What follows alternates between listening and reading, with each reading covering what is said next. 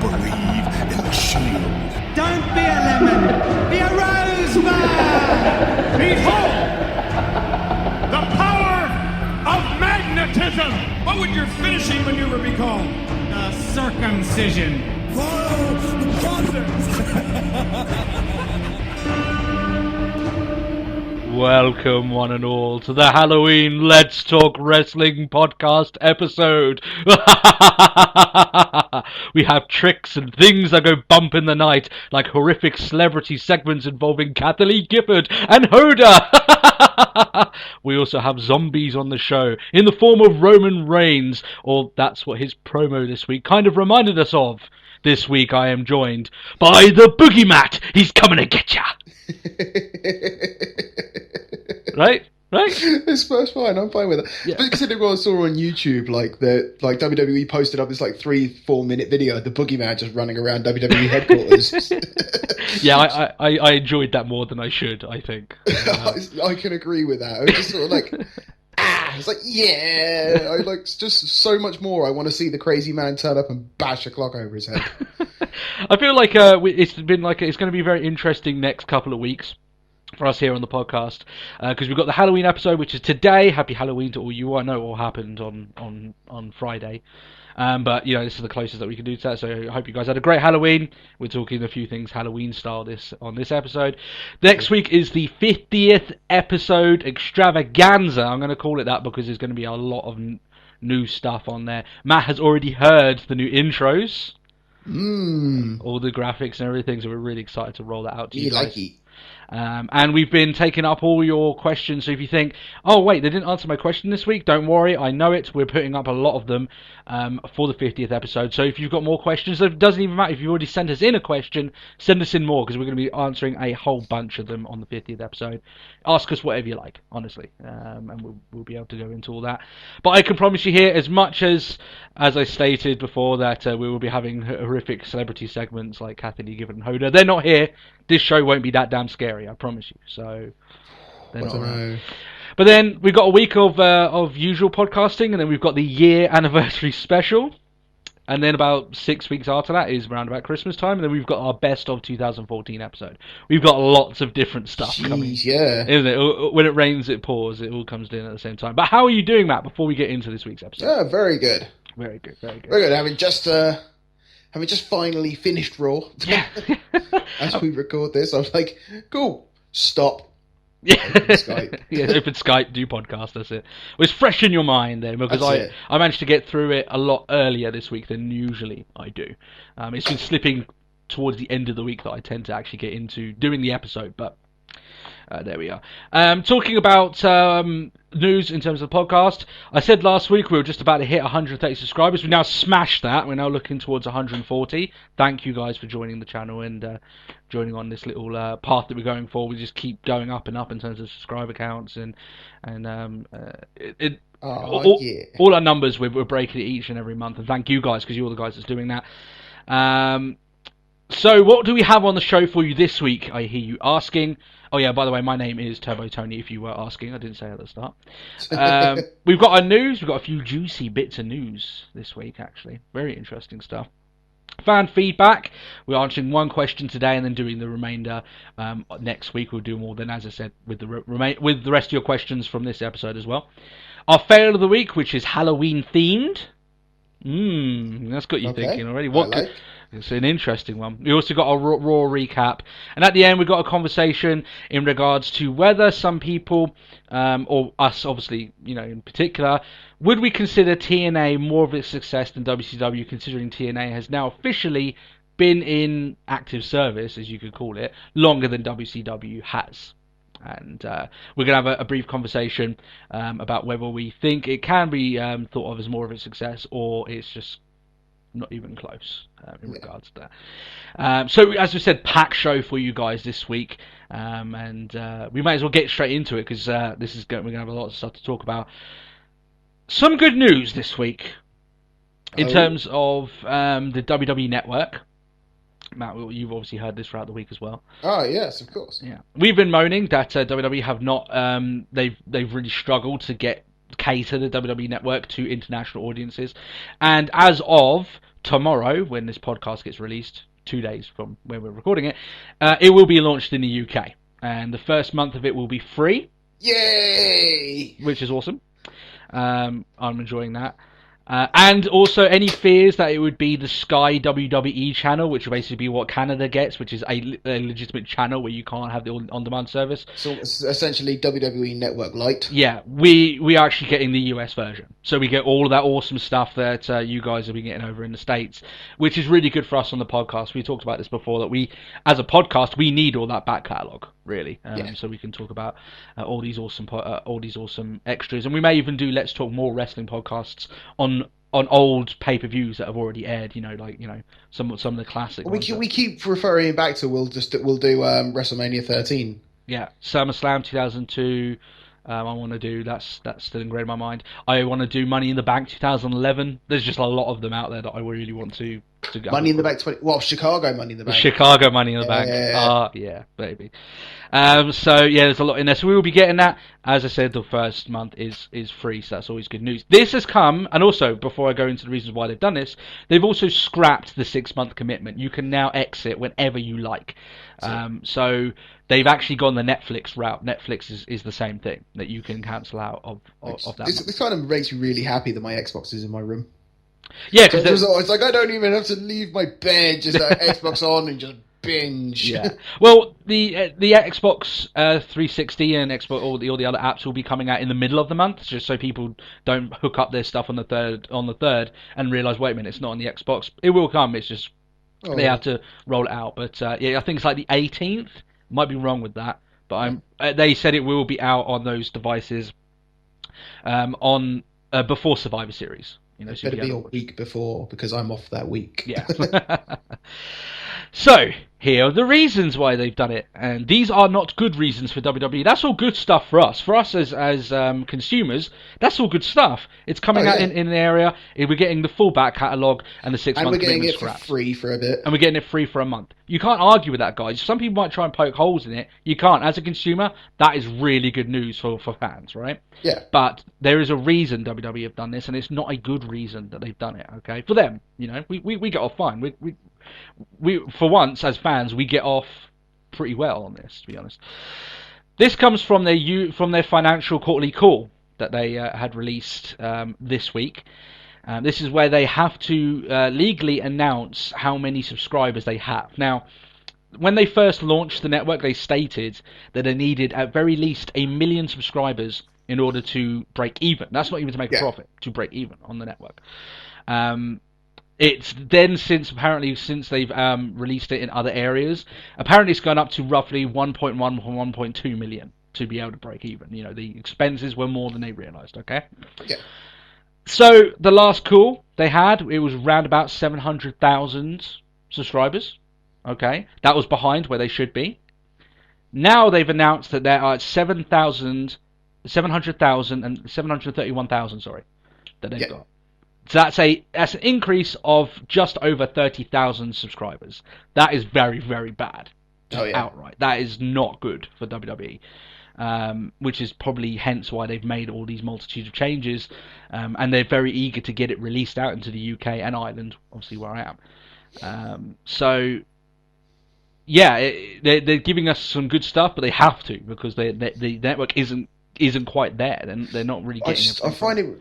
I mean, it's a lot of it is to sort of save themselves from what is potentially or what could end up becoming the failure of the network. Yeah. But we've mentioned this before, where it's just like, oh, is that the UK? Is that possibly like the second biggest country that provides our figures? They can have it last. Yeah. What? Yeah. No, I firmly think that we've already gone through this before. WWE muffed up. They had money running through their fingers by not getting it out in the UK quicker than now, really. I mean, now is too late. They should have had it up months and months ago. That being said, though, that I can expect a very healthy bolstering of their numbers once they launch it over here. It won't be the numbers that they need. I mean, if it is what they say, 1.1, 1.2 million subscribers, they ain't going to get 500,000 subscribers from the UK. That ain't happening. I'm just telling you outright right now. They ain't getting that much. Nowhere close to that much. They'll get a decent amount, definitely. I like a good deal myself, and it's a good deal, but they won't get that many. No. I think the reason why they've done this is because 6 months commitment makes people think, okay, I haven't used it that much in the 6 months. What I'll do is that I'll just cancel it afterwards, and I won't really care. Them having it on a month-to-month basis makes it easier for people to go, oh, I'll just keep it going on another month, and then it just keeps going on another month, another month, another month, and then people go along those lines. So it isn't good news for WWE that they have not got. I mean, come on, 31,000 growth is a little bit laughable, I have to admit, really. Now, one thing that has gone to their case, and that they may not need that 1.1, 1.2 million, right? Because they have rolled out, or they're going to roll out the inclusion of advertisements into that. Now, that will supplement their income greatly. That's it. I mean, YouTube get all their money from advertisements, and they get a lot of money. So you can imagine that if they've got 700,000, let's just say that as a base, people watching videos, each video that they watch, some of that, some increased revenue is going to go back into WWE's pocket. They may not need that many people to have it, so it saves them a little bit in regards to that. But, and I don't have too much of a problem with advertisements being on the network. I actually don't. To be like, I have people go, oh, why? It's like, well, what harm is there in watching a quick 30-second advert when you're about to watch a 3-hour pay-per-view? Yeah. Well, I don't mind watching a little advert before. I mean, because I watch a lot of YouTube videos. You know, I don't have an issue with that. In fact, I've been watching Taylor Swift sing to me for the last week because she's been all over the advertisements on YouTube. But oh yeah, I've been finding there's just this little girl that just goes like, have a look at my YouTube channel for my beauty tips and hair tips. Yeah, yeah, something like that. But like, I think at the end of the day, I will take WWE Network with advertisements at its current price any day. If they increase the price and they still get advertisements, then I can understand. But it's a decent price. I don't have an issue with it. Hopefully, it's not as invasive. And we're getting it for $9.99. Yeah. That was the one thing I was sort of fearing. It's like, so how much are we getting it for? It's like, you'll still get it for the $9.99. Like, yeah. We're not getting it £9.99. We're getting it for $9.99, which is healthy for us. I don't know how much that's going to be in euros for me. Don't know. Although it always changes, doesn't it? But still, fair enough. Fair play to WWE. They've dragged their arse. You're talking probably about €6.50. Yeah, something along those lines. But they've dragged their arse in terms of releasing the damn thing over here. But at least a lot of the times when for instance video games, right? Me and Matt are very closely tied to video games. We do a video game podcast sometimes. The price difference between America and Europe is not fair. Just outright, it's not fair at all. Oh hell no. So I was expecting them maybe to rise the price over here, but they didn't, so fair play to them on that. And what it means is that the network will be out, me and Matt will both have it in time for the 50th episode, so we can give you our thoughts. Fantastic. That's it. Maybe they timed it, maybe it was just meant to be. Oh, can you imagine that? Vince McMahon's listening to our podcast and thinking, I'm going to do these guys a solid for the 50th episode. Because come on, it's 50 episodes, come on, give them a break. Next bit of news here, Kevin Steen has reportedly been given his new name. He has been renamed, as far as we know, and these by fairly good sources, Kevin Owens for NXT. Apparently his son is named Owen, and he was named after Owen Hart, so this has some relevance to what Steen would like going forward. What do you think of the name, Matt? What do you think? I don't mind it. I don't think it's too bad. No, it's fine. It's okay. Especially if they play up the fact that it is a homage to Owen Hart. I don't see any reason why you wouldn't. It's a good story. I have no issue. They did a lot with Hideo Itami. They said that apparently that name was a homage to one of Kenta's heroes, in terms of his icons, in terms of growing up. Yeah. So, why not? That's where the Itami came from, wasn't it? Yeah, I think, I don't know, I'm not entirely sure, but I know some part of his name came from that. So, yeah, I don't have too much of an issue with it. Like I said, I would like for all these guys to come in with their original names, but this is the way WWE operates. It's expected by now, and at least it isn't something like, Cold McStevens or something like that. It's something really bad, or was or Michael McGillicuddy? Was it Eli Cottonwood from NXT? Jesus, yeah. Percy Jackson. Oh, just Phew. See, like current NXT, I don't think there's anyone they've just like given a ridiculous name to. I think everyone within NXT has actually been given a pretty good name. Yeah. Well, there's no horrific ones on the roster. Yeah. When there was, when NXT was game show NXT, which we like to call it here, there was some absolutely shit ones. Husky Harris. Yes, because the guy's a bit big, we'll call him Husky Harris. Oh god. Anyway, he's doing fairly well for himself, isn't he, Husky Harris? Poor Ray. Here is a little bit of a sad tint on us here. Big Show opened up a SmackDown with a promo. He mentioned in that said promo that Daniel Bryan will require a further operation on his injured shoulder and his arm, in its entirety. Back when Bryan was first injured, I explained that injury is a absolutely fucking tricky one. It really is, and I said there on that podcast, we don't do a thing on here going, we were right, we were down right. We do the we were wrong, we were down wrong segment, but we don't do that because we don't like to seem too big-headed. But I will add it here that I said that I wouldn't be surprised if the guy has to go under the knife again, because it's when it comes to nerves, it's tricky. It really is. Oh yeah.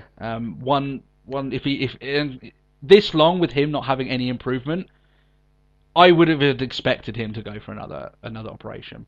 Oh yeah, definitely. Man, I can't think of another guy who's been so unlucky since the biggest moment in his career. Yeah. Especially considering it's just like all that, like the whole 6-month story that led up to it, and now it's like surgery. Oh. Yeah, your dad's dead. That's going to be another year. Yeah, his dad passed away. Really bad for the guy, and he honestly felt so bad about it. And then this injury that just won't go away. It just keeps going on him. It's been a bad year overall. Even though that, the first 3 months, leading up into WrestleMania, are probably the most successful of his career, leading up to that big win at WrestleMania. But how things can change, man, from that. The thing I'm worried about, how long has Daniel Bryan been out of the ring at this point? And being that out of the ring is going to damage Bryan in terms of his in-ring ability. I think that his in-ring ability has been permanently damaged from this injury. Regardless. Oh, yeah. And getting back... I mean, everyone speaks of the rust, but... There's only one guy that I will state that I think got better after he had an injury that should have ended his career, and that's HBK. Yeah. Shawn Michaels, after that back injury, he took years off, and people said that he was done. Everyone naturally assumed the guy was done. He came back and did some of his best work. Triple H. Yeah, that opening rival Triple H. That's why I want to go back and watch SummerSlam 2002, because man, that was one hell of a match between those guys. They sold that they hated each other very well. And I was going to sort of state more Triple H as sort of like a big injury to come back stronger. Triple H, in that sense. Quads, yeah. But I don't think I think that with Shawn Michaels, I think it was more poignant because a lot of the matches that people remember him for are after his massive back injury. He wasn't out for like 6 months. He was out for years. It was like 4 years or something, wasn't it? Yeah, it was madness. But Shawn Michaels is a special guy. I'm not saying that Daniel Bryan isn't. Shawn Michaels was a bit lucky in that sense. But I would be very interested to see how well Bryan can really go in the ring after this lengthy amount of time out. And I think we said back then during the initial injury, you ain't going to be seeing a guy doing the... I now cringe when I see Dean Ambrose go to the top rope and do that standing dropkick, thinking you're going to fuck yourself up. Yeah. Obviously that move... That played a big old part. Yeah, that was one that... I'm under no illusions. That's one of the main moves that got Bryan into in nerve troubles, as a matter of it is. That's a hard move to land, effectively. Missile dropkicks are fine because you're rolling into it. When you're doing a standard dropkick and you land directly on your back, you're taking more damage than the person that you kicked. That's it. I feel bad for the guy. I find it quite odd to sort of think back and, like, do you remember... I know I listened to it. I couldn't say for you, but like you had Daniel Bryan on Austin's podcast, and Austin mentioned that missile dropkick. Yeah. And he's like, just keep it safe. Yeah. And it's just like, and that's the one thing that's fucked him up. Yeah. I would point to that being the main culprit of this injury. And I very much doubt you're going to see him do it again when he gets back into the ring. I still think he's going to be okay in terms of when he comes back. I think he'll be, in terms of popularity, I think he'll be okay. But Yes Chance still going. Yeah, Yes Chance still goes. That's fine. But in terms of whether he's going to get to the level he was when he left, I think WWE will probably move on to different things than him, and that's a bit of a shame for the guy. It is definitely going to be a case of just like, I'm back, great, we have no need for you. I think they'll have need for him, but they're not going to make him main event Mania. I really don't think he's going to main event Mania, especially not Mania coming up. It would actually be a bit wrong for all the things that people say about, The Rock comes back and he immediately gets on WrestleMania and they give him loads of shit. But technically, if Bryan was to be in the main event this year, he's done nothing to warrant that. As much as I love the guy, I think he's a fantastic wrestler. Just out of nowhere, it's like, still have a rematch. Yeah. It's like, oh, yeah, I suppose. I mean, it could work, but I just think that you've got two guys I think that they really want to go with, which is either Ambrose or Reigns, and it looks like Reigns is that guy. Yeah.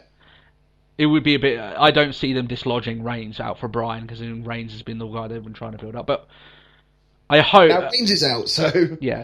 I honestly don't think we're going to see Bryan back for Mania at this rate. I think he's going to be out for a very, very long time. If he has to go for another surgery, it means that whatever's wrong with him isn't fixed, and they're going to have to go in and fix it and stuff like that. Sometimes he might even have to go for another one. You don't know. Yeah. They're tricky stuff when it comes down to your nerves, and he's going to have to rehabilitate that surgery. He's going to have to get back into the ring and start taking bumps again on that neck of his. That's it. It's all bad news for the guy. I feel so bad for him. I really do. He's worked hard to get where he was. CM Punk merchandise has begun to make its way back to WWE.com. This is interesting. And it's already sold out. Apparently, from what we heard, it's that we haven't exactly heard much, but it's possible, considering this has come back up, there may be a small-term deal struck between them. People don't go crazy by thinking, oh, he's back, he's coming back. I think it's nothing more than just, please, we've got you in the game, can we just sell some merch? Yeah, let's get a short short contract maybe built up so we can still put you in the game, sell some of your stuff, you get money, we get money, everyone's happy. I think CM Punk isn't stupid enough to go, no, I'm not going to do that. He wants money. I don't want money. Yeah, come on. For him to sign off a little thing, just to say, okay, you sell off the rest of the stuff you got, send some of the what I'm legally owed over to me, and then goes from there. Punk is one of the rare people that owns his name and likeness because he came into the company with it. If Punk came in now, he wouldn't be called CM Punk. He would have had his name changed. Yeah. But he was lucky in that sense. So any WWE approved stuff going forward, in terms of CM Punk, will have to have the last say with CM Punk. He will decide whether or not that stuff gets released or not. But he's not stupid. If there's a bit of money to be made, we're just tying up the loose ends in terms of his merchandise and being involved in like the game and everything. He's gonna do it. He'd be silly not to be honest. There we are. It's not as if he's sticking it to WWE by saying not. They'll just remove all of his stuff away and won't harm WWE. So that's it. So that's the news for this week. Did you catch anything else this week there, Matt? Or anything on that? No. I scoured for those little bits there. So the network is definitely juicy information. I'll be very interested to see what their next quarterly call is like, with now no restrictions on where it's available. That's going to be true. Very interesting. Fan feedback. Here we go. Fan feedback. I'm really proud of this segment because we were planning just to do it on the off chance we get questions. Now we're getting loads of them and we absolutely love it, guys. So keep it coming, and we're starting to spot a few real supporters of the podcast. You guys know who you are. You'll get shout outs next week. We know who you are. The mentions are coming. The mentions are coming. However, this fan feedback was a question that was left on last week's episode. We got a few on the extra one that we did. Caleb Duckworth, he wants to ask, because we have been talking a lot about Randy Orton recently. He's been very relevant in things that have been going on. Yeah. What does Randy Orton have to do to reach the next level in his career, or is he already in that next level of his career? Ooh. Interesting question. I think it's got a lot to it. Here's my thought, and then Matt can debate me whether he believes or not. I think Orton has reached as far in his career that he'll ever get, and I think that's okay. I can't argue with that. Yeah. I was just thinking to myself, it's like the next step for Randy Orton is just to be Randy Orton. Like there's two steps he could go above where he is now. He could be Cena, which is the face of the company, right? But Orton isn't the face of the company. He isn't, right? He might sell a bit of merch every now and then, but he isn't the face of the company. Cena is the top guy. So Yeah. he could become that guy, which he won't, and I'll explain why. Or he can be the next huge star, even beyond where John Cena is, and he can break the stratosphere, much like Austin did, right? And become a bigger star anyone gave him any potential for. They're the two steps he can go, and he won't get both of them. He won't get either of them. A lot of people in that. Let's praise the guy first of all. I think Randy Orton is one of the best underrated wrestlers they have in that company. By far. By far. A lot of people improving us give a lot of props to the likes of Ziggler, Cesaro, Bryan, in terms of actual in-ring ability. Orton's in that league. He can pull out a really good match. Oh, definitely. I think, in fact, we recently had Ziggler and Orton. Which was great. I know, yeah, exactly. Yeah, it was. I think that got our match of the week for that week, didn't it? I think, or I don't know. I know it was fantastic. It was a close. No, I gave it, but then you put it to Rollins and Swagger. Yeah. So yeah, it's still very good, and we praised it to all high heavens, and he's capable of doing matches like that when he's not paired up with John Cena. But you look at the matches that Orton's had. He had some of the matches of the year against Christian, with his feud with Christian. Some absolutely insane matches with Christian. Fantastic stuff. Yep. He's had some great matches with Ziggler when he's been in the ring with him. There was a large stint of Orton's career where he would very rarely be involved in storylines, but he would go out there and have fantastic matches. He was a little bit insufferable because he was a bit boring, but he was having class matches. Yeah, definitely. So there is that. Here's the reasons why I think that Orton won't ever get to that next level in his career, is because there's a chance, right? When you've been in that part of your career for so long, it makes it even harder to get even higher than that. Austin got really high very quickly, and he was able to stay at that top for a very long period of time because he was so hot. Imagine if he only got up to Orton's level, stayed like that for 4 years, and then tried to go up. It would have been much harder. You have to ride that wave. Yeah, because at least then point it's just like, because the way the fans would see it, it's just like, what are you doing? Yeah, like, this isn't your spot, sort of thing. Yeah, that's it. He's just been at a steady level. While people might say that, go, oh my god, guys, you're being so critical of Randy Orton. That steady level has been a very high level. When I say the two steps above Orton are Cena and then someone like Austin, Rock, or something like that. To be at that level is still pretty damn good. He's an over 10-time world champion. He's main evented WrestleManias. He's a Hall of Fame career. He's at a good level. Oh, there's no denying that Orton will be Hall of Fame. Yeah, I mean, it's not too bad for the guy. I'm sure that he's not staying awake at night thinking, why can't I get to the next stage of my career? He's probably in his $2 million bus that he likes to travel in and fucking loving it. Why not? That's it. Just counting away the money. He's just like, da, da, da. It's good to be Randy. Yeah. I've got no sympathy for Orton, and he's got none for himself. He's in a good spot, and more than likely he's enjoying what he's doing. He's in a cushy position, but the longer that someone's at the same level, the harder it is to get out of that. You can slip down the roster pretty easily. That's. Just the nature of wrestling. But going up any further than that after you've been at a certain... That's why the reason why you don't see a mid-carder for like 5 years get up to the main roster, get up to that next level. You just don't see it happening because people associate them only being mid-level. And it's harder and harder to accept people along those lines. There are a few exceptions. A lot of people might say that Bryan was technically mid-card for ages. But I thought that Bryan was treated pretty good in terms of his time in the ring, and he won Money in the Bank, the World Heavyweight title. He was regularly featured. Then he was one of the most entertaining tag teams. He had good times. He was still in main event matches. You think when he was in Team Hell No, he still was the main event of TLC with Ryback in our match of the year. Against the Shield. So he was still involved in that. But when I look at the likes of mid-carders, like for instance, if they want to try and take, let's just take a random mid-carder that's just been mid-card his entire career. So someone like Kofi Kingston. I know people say I dig on this guy too badly, right? But Kofi Kingston, right? If they immediately decide, okay, you're going to be our next main event star, it's going to take them almost twice as long to make people believe that than it would be for a new guy coming in, because people associate him with mediocrity. Are you under the same sort of assumption as that? Yeah, completely. Yeah. It's just that sort of. I mean, I know as much as the crowd wants like Ziggler to be up on the next step and things like that, but it's just like, no, because he is mid card. And it's WWE's fault for not booking him. You know, that's what. Well, all right, best example. You say Kofi, Adam Rose main events Raw. What the fuck's wrong with this picture? Yeah.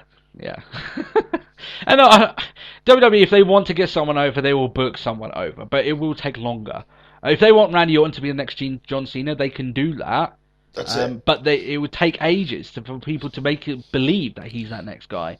And it's similar to like when Ryback first came around.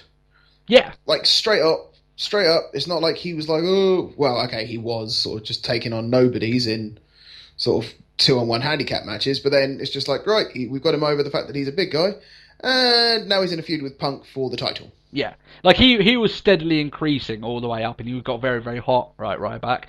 But it's going to be a lot harder now because so much damage has been done to him to actually, like, if, you know, he did come back this week, we're going to talk about that. But it's going to be so much harder if they decide, okay, you know what, we did make a mistake. We want Ryback to be one of our next main event guys. It's going to take them a lot more work to make people believe that he is. But that's it. So, yeah, our answer to the question is, I think Orton can't, it's not down to Orton whether he reaches that next level in his career. I don't think he cares. It's down to WWE, and WWE won't move him. And I don't think he needs to, honestly. He's in a good position on the roster, better than a good 98% of the wrestlers around him. You know, there's only a few people above him, you know, the likes of Lesnar and Cena, really, that get a more cushy deal than maybe he gets. Yeah, you know that. I think he's doing fine for himself, really. So, fail of the week. Moving onward. Halloween Havok, 1999. Do you know why I've added this in? Not that event. You weren't as used to WCW during then as I was. I don't even think. Did you and me know each other at that point? No. No. Wow. Okay. Going back a while. So I would have only. I would have only been 11 during that time. Halloween Havok, but still a kid. Imagine this as a kid, right? Watching this. It's Sting against Hulk Hogan, big match. Right? Now, this is during the time that WCW was starting to get... This was the Russo era, need I say anymore, right? Yeah. So, as a kid, I'd seen some stuff to make me think, okay, this show's getting a little bit iffy. This was another one like it, and it was on Halloween Havok, so I thought it was quite apt that I would do it, today. It is very infamous for many reasons, and you will know once I explain it what this is. And it is... And it is another deranged Russo booking, right? So, Sting against Hogan. Hogan wasn't exactly doing the greatest matches of his career at that point, but still, Sting against Hogan is a drawable main event, I would say, right? And it is a big match for the title, for the world title, right? Uh-huh. It wasn't the main event. There was a reason why it wasn't the main event, and this was it. So Hogan has his entrance cue. And he doesn't come out, and the entrance music is just going on and on, stops. A couple of minutes later, entrance cue starts again. This is all the while that Sting's in the ring, by the way. Just waiting for Hogan to come out. So, the second time the entrance cue goes off, no Hogan. Where the fuck is Hogan? What's going on? Third cue, Hogan comes out, not, brother, yeah, vitamins, brother. He just comes out looking dejected in his street clothes, no less. Not dressed in the red and white. He comes out, starts talking to Sting, lies down on the ground, Sting pins him, and that is the entire match, and then Hogan walks out. So, the match lasted 3 seconds, that being the 3 count, and Sting did go on to face Goldberg later on that night, and lose the belt, funny enough, even though he didn't break a sweat. But, what Russo was going for here was that he was trying to break the fourth wall, shall we state, and he was a fan of. We actually did a fail of the week where Goldberg went against the script. Do you remember that? And he refused to do what the script told him to. Absolute BS. And that's what Russo was going for. He wanted people to be raging on like the internet, right? And interview going mad about, oh, Hogan just wouldn't wrestle and, cheated out, all this stuff. However, I mean, I think Russo took too much into the internet hype at 1999. I really don't think it's nearly as prevalent as things are now. That's it. You're talking in an era where it's like, not everyone had internet, and half the time it was just a piece of crap thing. Then the moment a phone call came through, you were off. Yeah, you're off. Yeah, and he just spent way too much time obsessing about these very small 4-5% of his fans that would go and use the internet and talk about this stuff. He was too into those lot and trying to cater to them than he did the general wrestling audience. So he would come up with really random stuff that didn't even cater to the people that he wanted to cater to. And this is another thing. The issue with this is that it reminds me a lot of what they did with Ambrose and Rollins recently, which they advertised a match that people wanted to see and then didn't give it to you. Yeah. At a pay-per-view, no less. And it's very stupid for anyone to do that. If you advertise a big match that people want to see, you give them that match. If you want to do fuck finishes or stuff, that's your own prerogative. But at least give them the match that they pay to see, So, yeah, I mean, people felt cheated out of an advertised title match, as I would. I would have left that arena thinking, I wanted to see Hogan and Sting, And I got shit. And I got a 3-second match, and then Hogan walks out. And they actually pulled, the funny thing about this, Russo pulled off another stunt like this involving Hogan, and Hogan was genuinely upset about it and left the company. Yeah. I was like, you know what? Fine, fuck yeah. So Russo did this all the time during his reign. He always tried to, in his way, legitimize the wrestling, which didn't need to be done. Legitimizing wrestling at times, especially in the way he was doing it, was damaging to not WCW wrestling, but everything. So yeah. That's it. But another embarrassing moment for WCW. And I thought this was quite apt looking at Halloween Havok. And it's, Hogan has a lot of these. We've got to think of the finger poking incident, if you remember that. Him finger poking Kevin Nash and pinning him for the belt and all that lot. Just stuff that really would piss off the live crowd for all the wrong reasons and make them not want to. Imagine if that crowd. Imagine if they came back next year and say, "Oh, we're having Sting against Goldberg."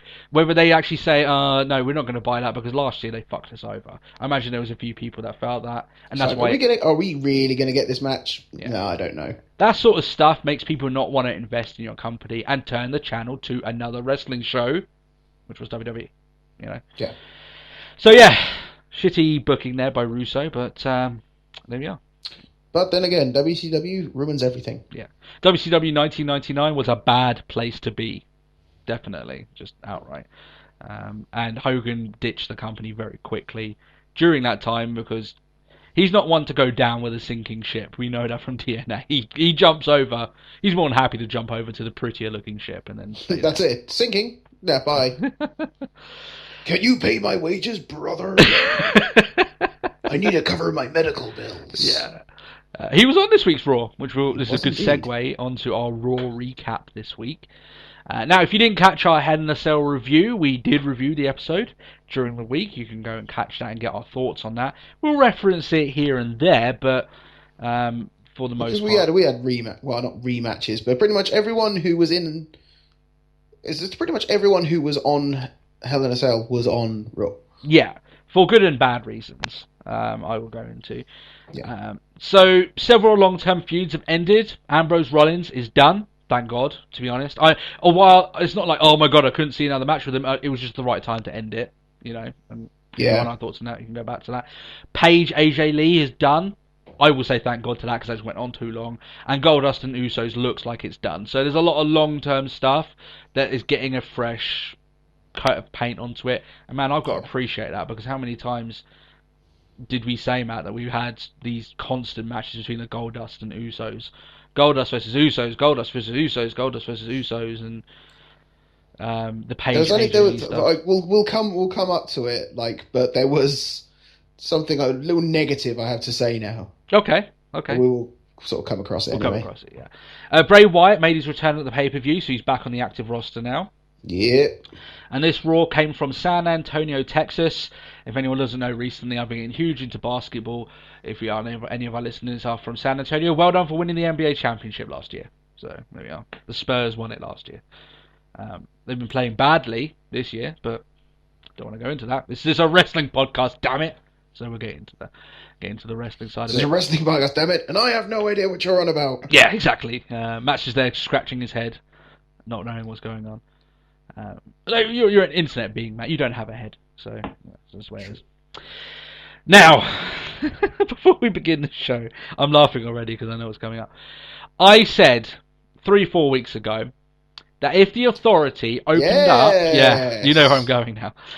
If the Authority opened up every show leading to our 50th episode, I would go back and make a note of how many times they've opened a show since we started the podcast, and give it loads of stats, longest streaks, how often percentage-wise would they open up the show, and stuff like that. Well, I'm going to be doing that next week, because they opened up the show again. So, the Authority kicked off the show. That bet is completed. Next week, those stats are coming into you for the 50th episode. So, yeah, that's that. I said it, and I was like, a little bit of kind of made me think, they're not going to do it over and over and over again. One of these weeks we're just going to have Ambrose come out and have a promo. Nah, it's the Authority all the way. They open shows, that's their stuff.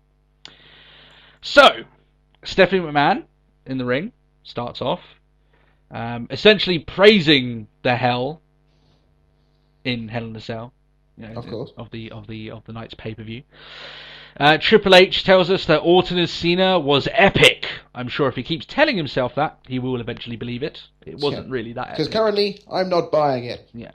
Stacked that up to the other Cell matches of the night, and there was definitely one of them that was epic, and it wasn't that match. It was still good. If you want our thoughts on that again, go to the extra podcast. Rollins comes out. He was the only person on this show involved in a Cell match that actually sold the beating he received the night prior. Yeah. Ambrose, Cena, and Orton did not sell the beating. Ambrose did a little bit. Slightly. Yeah. He was on and off when he chose to sell his stuff. I don't like that. If they really want to make the Cell feel like something special, I would often say that unless a guy didn't, had a dominating performance at the Cell and didn't get that much battered, don't have them on the next Raw. Say they're too battered, they can't make it, they physically can't come to the show, or maybe don't even put them in matches. Everyone that was involved in a Cell match was in some sort of physical altercation or was on a match on the show. So I don't like that. Back in the day, you wouldn't, you'd very least see people just bandage up to the heels. Yeah, Rollins had a bandage, and he sold it better than the majority. But come on, even Ambrose was chucked off of a Cell, off the side of a Cell. Sell it a bit more, literally, pun intended. Sell it.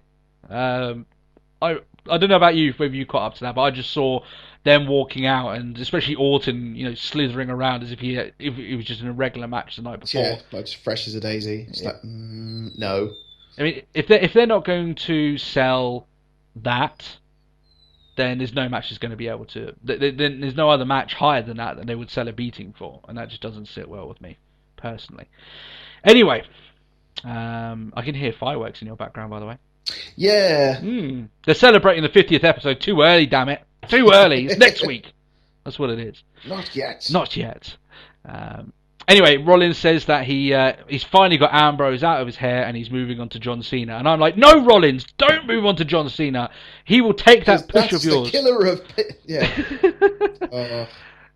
What is it we call him here? Is the official way that we call him the push-seeking missile. Because he will find a push and he will destroy it. Or he'll eat that push and he'll poop it out. So yeah, that's...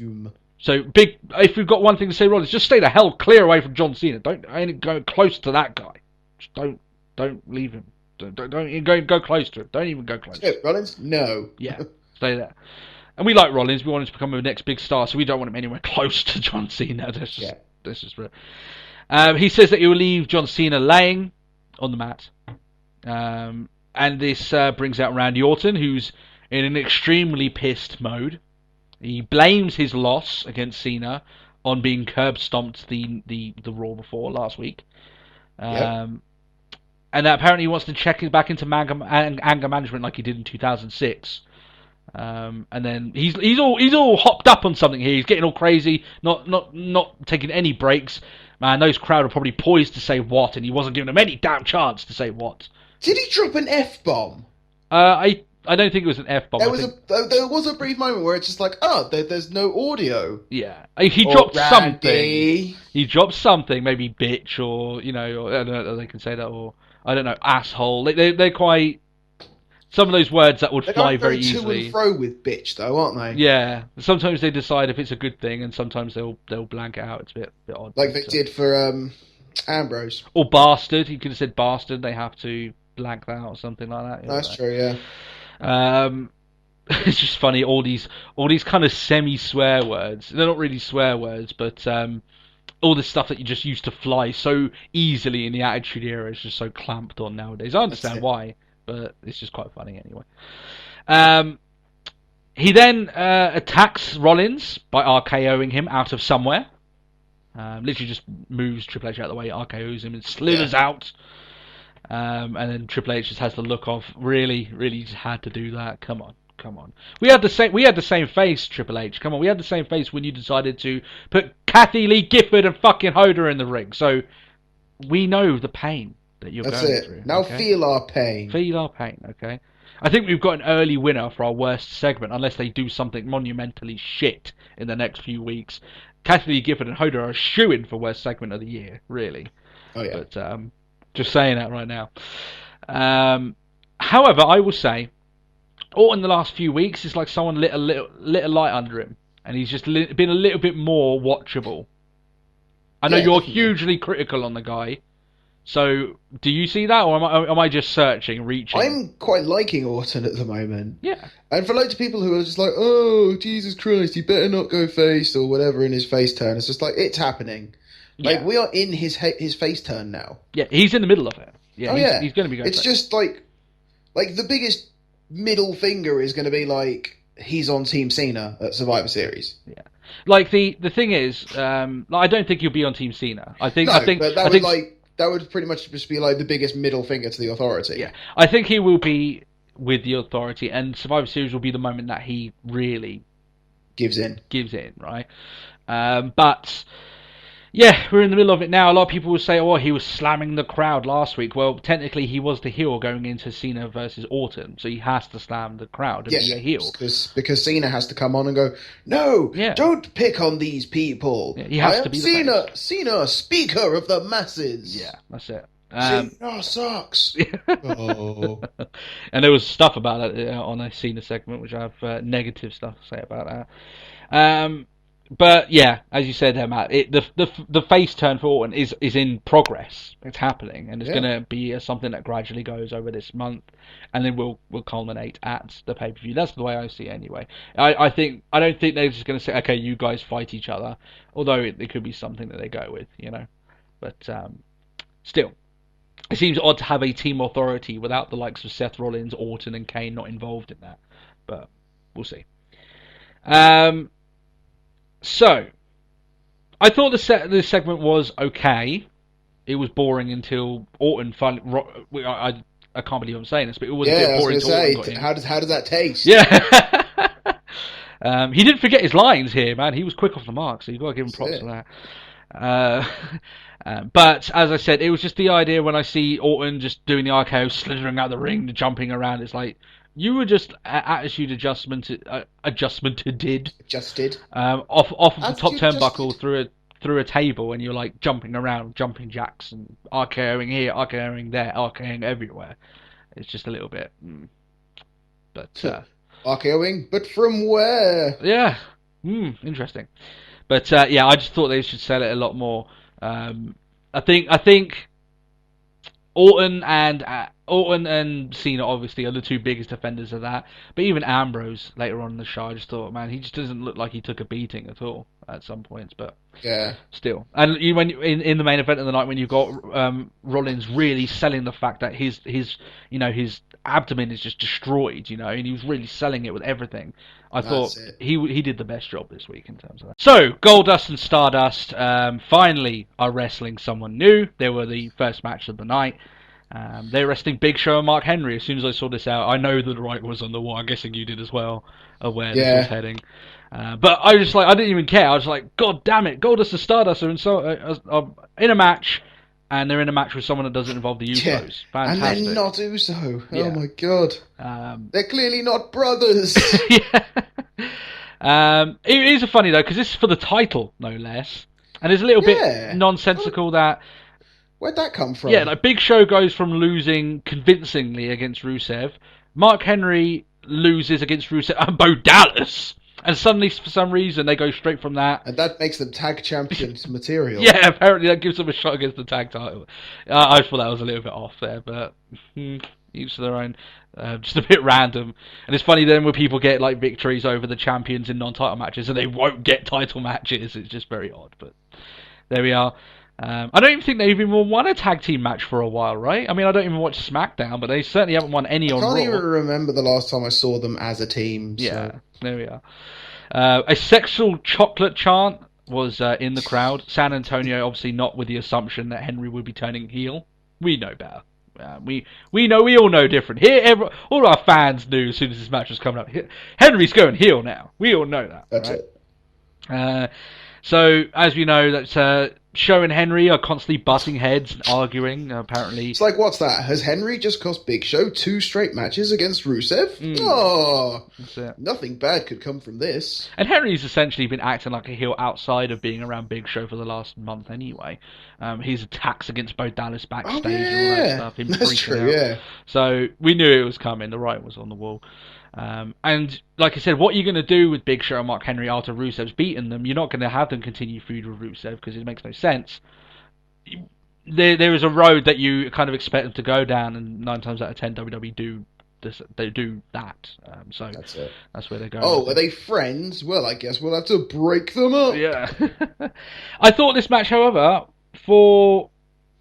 obviously, like I said, maybe I might be a bit biased because I was excited just to see 2 different sets of teams actually wrestle each other. I thought it was good. I thought it was okay. I missed, actually, like, it's terrible. I missed watching a Dust Brothers Uso match because it's just like, this doesn't have the same energy. I know. I know it was getting very repetitive and it was just sort of like calling spots, but I was just like, this isn't the same. No. But... I enjoyed it anyway. I thought it was as good as you're going to get it, to be honest. Oh, yeah. It looks like Big Show has the match won anyway, and then Henry decides, I don't really want tag team belts, just World's Strongest slams him, costs him the match. That's it. Oh, because apparently Big Show slapped him too hard. Oh, come on. But Henry seems like a guy who'd just be pissed off for no reason anyway, so... Is that stereotyping there? Just a big angry black man? No, come on, no. He seems like an angry guy. I mean, he got beaten by Bo Dallas and freaked out. He gets slapped a bit too hard. Beat the crap out. Yeah, okay. I mean, come on. I mean, I fear for his family if they put Cocoa Pops in his breakfast apart from Rice Krispies. Jesus Christ! That's it. World's Strongest slams for them. We've got Pepsi, not cola. Where's my Coca-Cola? Just World's Strongest slams the Burger King guy for getting his order wrong. Why not? If I could get away with it, I would. But I'm not the size and strength of Mark Henry, so I do not hold the same intimidating stature as such a man. Yeah, that's not what I do, unfortunately. But there we are. Yeah. He then gives Big Show 2 more World's Strongest Slams for good measure. I've got the visual in my head of him just doing the World's Strongest Slam on a Burger King employee now. Where's my fries? That's what I do. Oh, the chili peppers. Yeah. I hope maybe WWE aren't listening to us. We just get a vignette of him next week, just randomly World's Strongest slamming. Really nice people, That's it. Yeah. But as we said, it is the turn that we could all see. Everyone knew it was coming, and it will lead to a Henry Big Show match. The one thing I will say is that I don't hold out too much hope that the quality of said match, which will happen at Survivor Series, will be anything good. We've not long since had this rivalry. This is what I don't get. I can't. When was the last time Henry When Big they Show? broke the ring. Was that them? Yeah. Whenever I think of breaking the ring, all I can think of is Lesnar. And I know they did it again. Yeah, It was that those was guys, them. didn't they? Yeah. Yeah. But, So we're only talking like 2 years ago. yeah. But that's where they're going for. And as I said, Henry against Big Show, I don't see it being anything spectacular. I think it'll be quite a boring match, unfortunately. And this isn't me hating on the big guys. They can have great matches, but more often than not, big guy against big guy just doesn't really work. People nowadays want faster paced matches. And that's one of the things that you said, that you missed the Usos because they would jump around the ring and, do all their usual spots and everything like that. That's genuinely what fans kind of want nowadays, apart from very rare occurrences. And I think this match will be done at a very slow pace. Neither guys are spring chickens anymore. It's not so much down to their size, it's more about their age. Big Show and Henry, when they want to be agile and athletic, they can do it, but I just don't see it being something worth watching. That's the only thing I'd say. Renee Young talks to Henry afterwards. He says that if he didn't attack Big Show would have attacked him. Big Show is jealous and he always will be. I'm silently hoping during this month, although I said that I might not think the match may not be very good, I'm silently hoping of a home run promo from Henry sometime during this month. Because every now and then, as we know, he will pull out a humdinger of a promo just out of nowhere. I just want one of them. I want one of them this month. That's what I'm excited for. Okay, yeah. Do you think he's capable? Do you think he can give us another retirement speech style, quality promo? I'm asking too much. Maybe we'll get something good at least. Hopefully, I think Henry's one of those guys that he's a bit odd because he'll go through the paces with his promos, but when he's given a little bit of free reign, he can do a real good promo. And I just wish he had more free reign to do that. I still look at that retirement promo. I remember at the end of that promo applauding the guy in my seat, just like, that was so fucking good. And I did not expect it to be. But still, there we are. A small vignette introduces Roman Reigns via satellite. As I said at the start of the show, there was a zombie on this show. It was Roman Reigns. That's it. He showed as much aggression and intensity as he did in his previous video package, which wasn't that much. He says that what's quite funny is that the vignette says, "Oh, now he's all alone," but that's the way he likes it, alone against the world. And then in his actual interview, he says, "Ambrose is my boy. I'll always help him out." It's like, but aren't you supposed to be alone against the world? Yeah, but you're the lone wolf. Yeah, just a bit odd. He says when he's back, he'll make Rollins the past. Because apparently Rollins says that he's the future. That's essentially what's going on there. Yeah. It was a little bit better from the update they did a few weeks ago, but I still thought this was very boring. Yeah, it was very stagnant. The doctors say I'm getting better and all this and... I'm not expecting the guy to be like salivating over the camera saying he's going to be getting back and he's going to beat some ass and being right up against the camera. I don't expect him that, but I expect him to look forward and be very sort of aggressive, say no one's going to stop me when I get back. I am Roman Reigns. I am the Juggernaut, which is what they're calling him now. Yeah. And it was just very much, the doctors say I'm going to go all Vinnie Jones on it. I'm the Juggernaut, bitch. Imagine if we spoke like that on this podcast. I guarantee you, we would not have over 130 subscribers. I'm just saying that right now. No one would want to subscribe to that crap. But because, if you're into your promo, people can get into that promo. I just thought it was more of Roman Reigns via satellite in I'm doing the quotations now because more likely he was just backstage. So like he was last time. Yeah. So that moves into AJ Lee against Alicia Fox. This was a rematch from last week's Raw. Paige is on commentary. Yeah. Paige says that while she's fine with Alicia Fox now, that she still blames her for costing her the match. What a change 24 hours can make, because she was screaming, "I hate you" the night before. Didn't last long, obviously. I thought Paige was quite funny here because she was all happy rainbows and sunshine on commentary. Almost as if someone had slipped her a little bit of LSD before the show. It's like, you're a cheery one, aren't you? Yeah. Maybe she's trying to be as happy as she can to maybe get away from the very awful Total Divas storyline, which she's rumoured to be involved in. I.e., yes, which we never mentioned on our... Which we can get into now. So apparently she is... Yay! Yeah. Get ready, guys. Apparently she is supposed to be, if the rumours are correct, because there's been still shots of the filming of the next season, which she's involved in, of Total Divas, the jealous ex-girlfriend of Fandango, who is apparently misunderstood. You were the chosen one! The chosen one! Paige! To paraphrase Star Wars. Come on! Don't go to the dark side! It depresses me. Oh, I know I'm going to have to watch that shit. I really am. And I'm not. I go from watching TNA, getting jaded with that, into watching Total Divas, and oh my god, I'm gonna end up losing my mind. I really am. But yes, so that's the rumours of what Paige is going to be involved in. All the stuff that we said last week is going to be irrelevant. Of she's going to be painted as a person that takes wrestling first. She's going to be painted back the true anti-diva. Yeah, and she's going to be painted as a jealous ex-girlfriend of Fandango. That just blows my mind. I just don't. I can't spin that in a positive way. Did they not learn from like Summer Rae and Layla? It's just, yeah. It makes me really worried.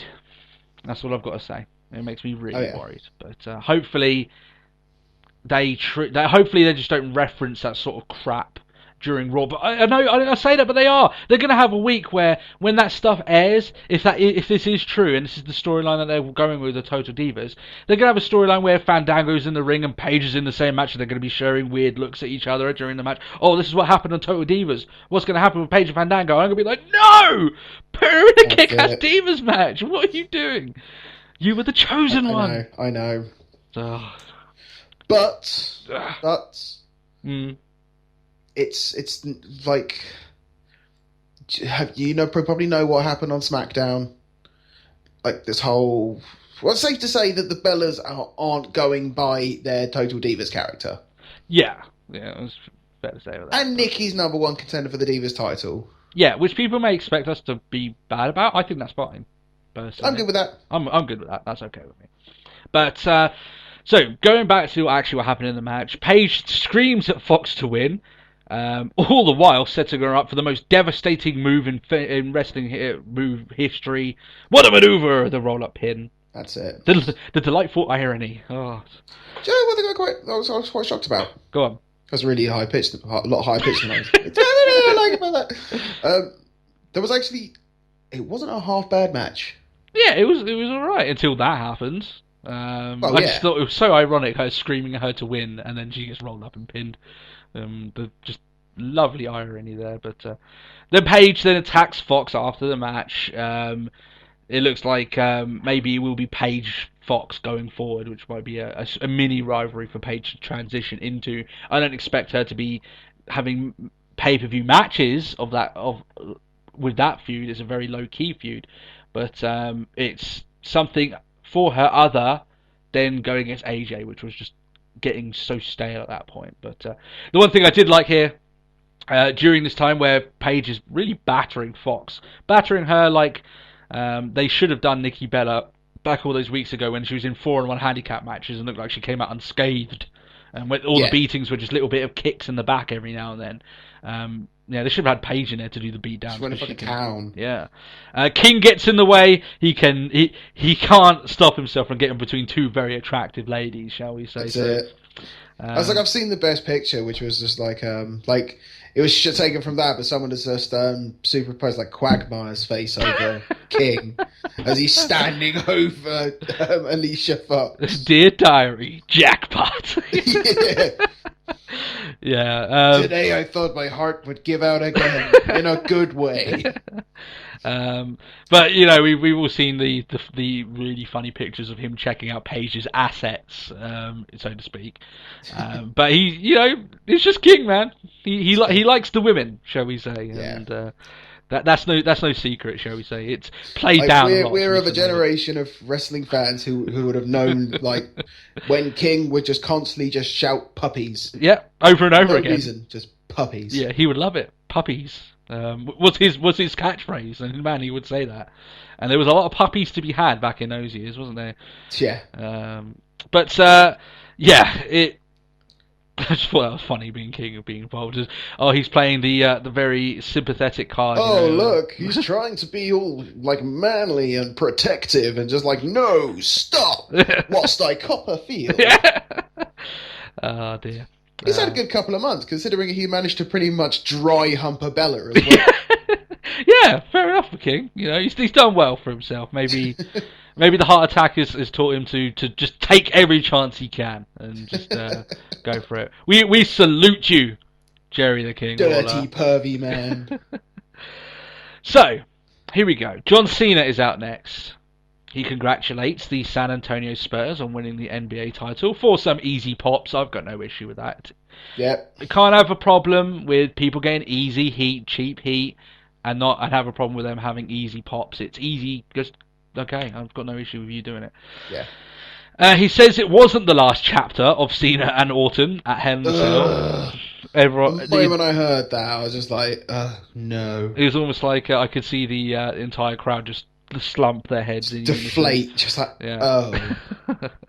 I wouldn't be shocked if we haven't seen half the matches these guys will go on to have against each other, and that's a very sad state of affairs. But oh well, not the last stage of their storied rivalry. It's not quantity, it's quality. That's what we'll go with. It would be alright if we got the quality. Yeah, that's it. He says Lesnar isn't a champion because he's at home, and he'll lose at their title match, which is going to be at almost 3 months' time. So, yeah. The thing is, like, nobody knows when this match is going to be. Yeah. It's like, I've heard it's like, it'll be Royal Rumble, but it's just like, but then I've heard contracts, like, there's been problems with his contract about getting him at the Royal Rumble. So it's like, he is the #1 contender. When? WrestleMania! Nah, he will be at the Rumble. He's apparently going to be on a close Christmas episode.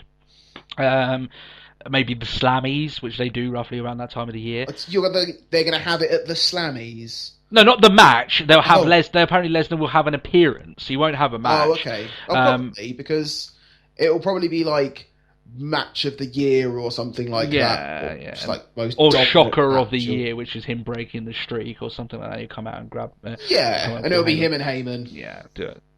So. Yeah, I think they will probably wrestle each other at the Royal Rumble, but that is 3 months. You've got Survivor Series, TLC, then Royal Rumble. That's a long, long time. And we said before, we don't have a problem with Lesnar having the belt if he was going to be more active. I didn't even mind him skipping pay-per-views as long as he did one pay-per-view on, one pay-per-view off. Yeah. Having 4 months of him not being on any of the pay-per-views is pretty damn bad, I would say. So, there we are. And I don't... I thought, honestly, if they were going to give him the belt, they would only give him the belt if he did at very least one pay-per-view on, one pay-per-view off. And for him not to be on so many consecutive pay-per-views without being on, that I wouldn't have put the belt on him if that was the case. It's almost like he wants like a UFC contract of attendance, where it's just like, he's the UFC champion, but he only has 2 fights this year. Yeah. Anthony Joshua, who is a boxer, coming in, he's like the biggest British prospect in the heavyweight division that we've had for a while. He's had something like 11 fights this last year, and that's a boxer. They're used to having one match a year, one fight, maybe 2 fights a year. Yeah, Lesnar could barely beat that, so yeah, that's pretty bad. But WWE are worse off for coming up with this idea and thinking that would be fine if they genuinely knew that the guy wasn't going to be doing any dates for such a huge period of time. It's down to them at the end of the day. I've got nothing to say against Lesnar.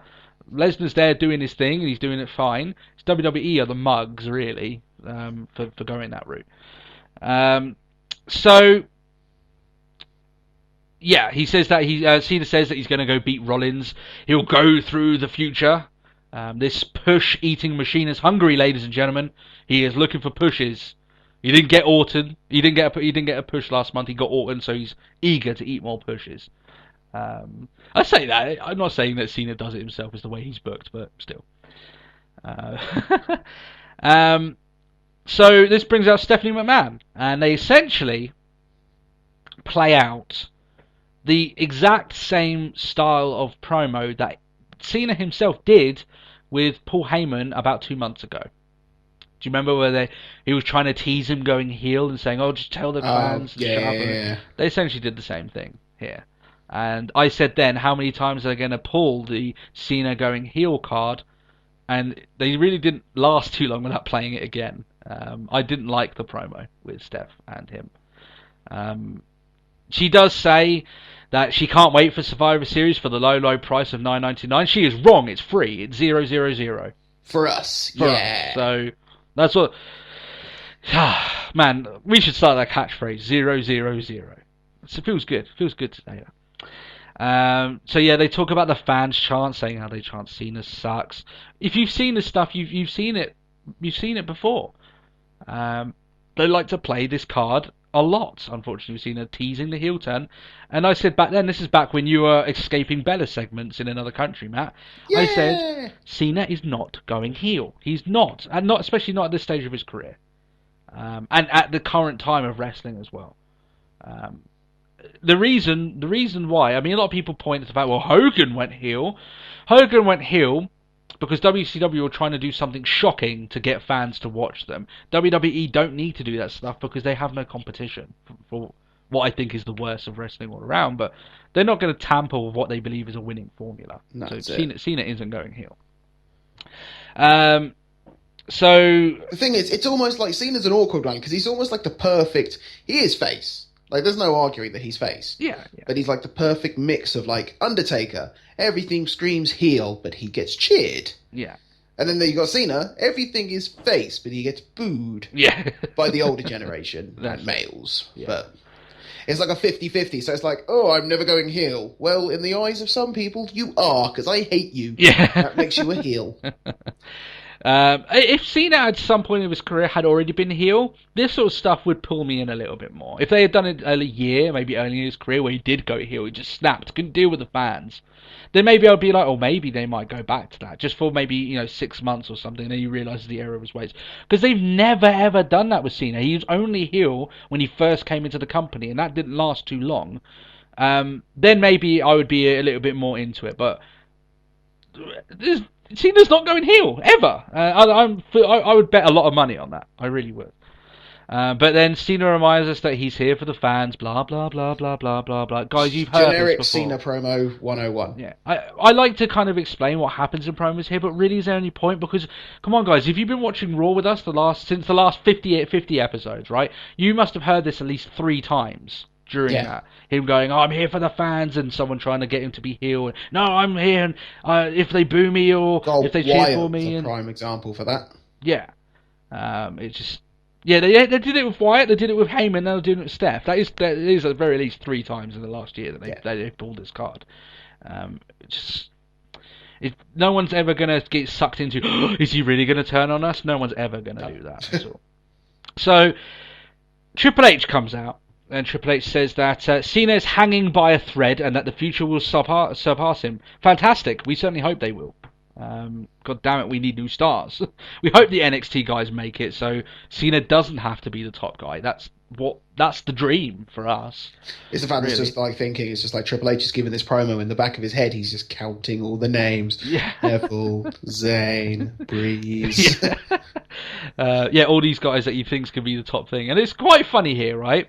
Because Cena is the face, Triple H is most definitely the heel, but the way that they're talking about it here makes Cena look out to be the heel, and Triple H seems to be the face. He's like the guy who wants the new guys to have a chance, and Cena's like, I'm not going to give them a chance. It's like, but the future will surpass you. They will be better than you. And Cena's like, no, they have to run through me before they can do it. It's like, who's the face and heel here? Like, the thing is, he's done this before, where it's like, you could be a big guy, but until you beat me, you'll never be one of the better ones, sort of thing. And it's just like, That's a bit.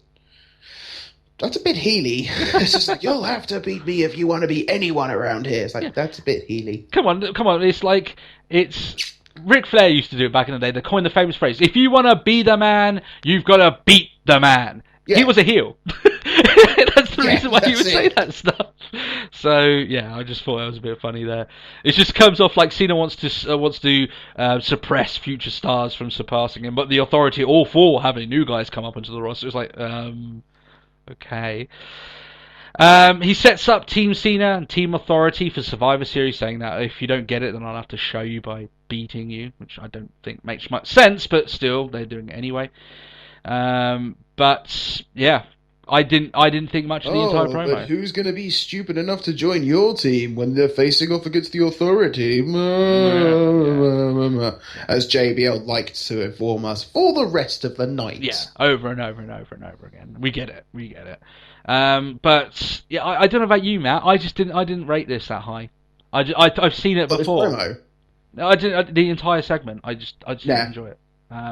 If this had been maybe the first time, or maybe first time in a long time that we've seen this, maybe I would have been a bit more interested. But it was a little bit like, as soon as they started stating, Steph started going down that road of, oh, you can join us, you don't have to pander to the fans that tell you suck anymore. I knew exactly where this was going. I may as well have skipped it because I knew what was coming. There was nothing here out of the norm. So the worst part is, I was just like just thinking about like how like Survivor Series is going to pan out, and it's like this could be a perfect opportunity. Just like, even if Cena was just like, you mentioned the future, I'm embracing the future, and he brings some new people into his team. Yeah, that would be kind of cool. Yeah, having a few NXT guys on his team, maybe want to make an impact.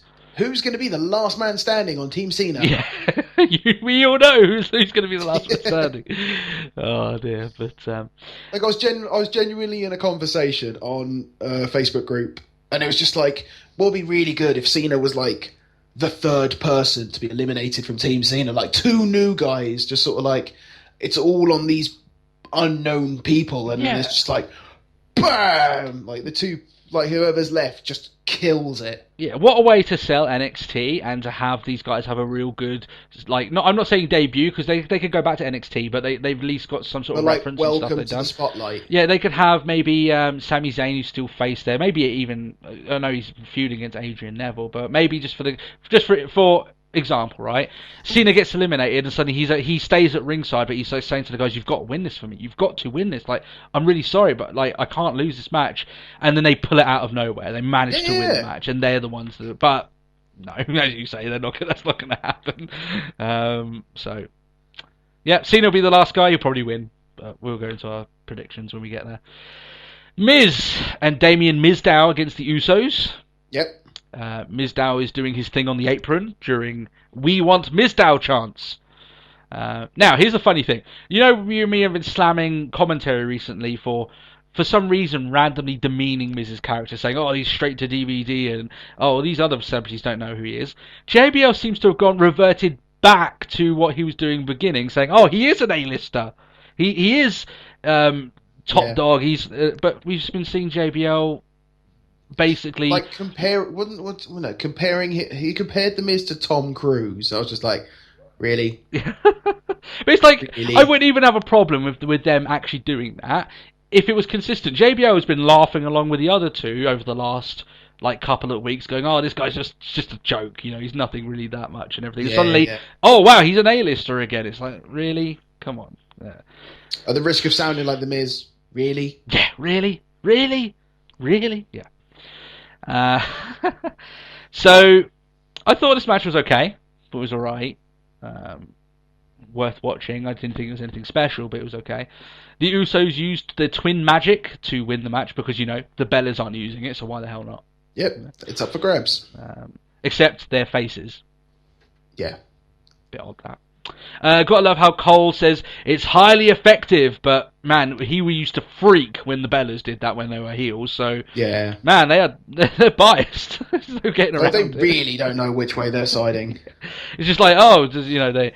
I know I know JR used to do it a little bit, but I think he was a little bit more subtle. He used to be, turnabout's fair play, and they're just doing what they need to do. It's just like, it's fine. Oh, look how funny it is. And it's like, don't mention JR. It still hurts. There's hurts. just been so many moments recently where I just like especially on this Raw, it's like I miss JR. Yeah. Because he would actually tell us what's going on in the match. Just shut up.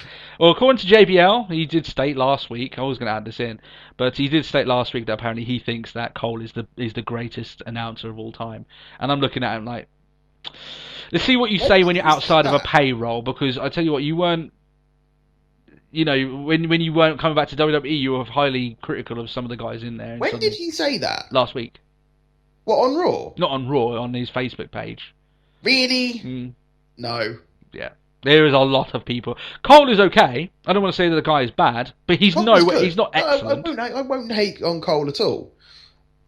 Cole's not a play-by-play guy. We don't have a play-by-play guy anymore. No. We have Cole. It's just like, yes, let me tell you about Facebook. Let me tell you about Twitter. And like, this happened on Total Divas. That's Cole's job. Yeah.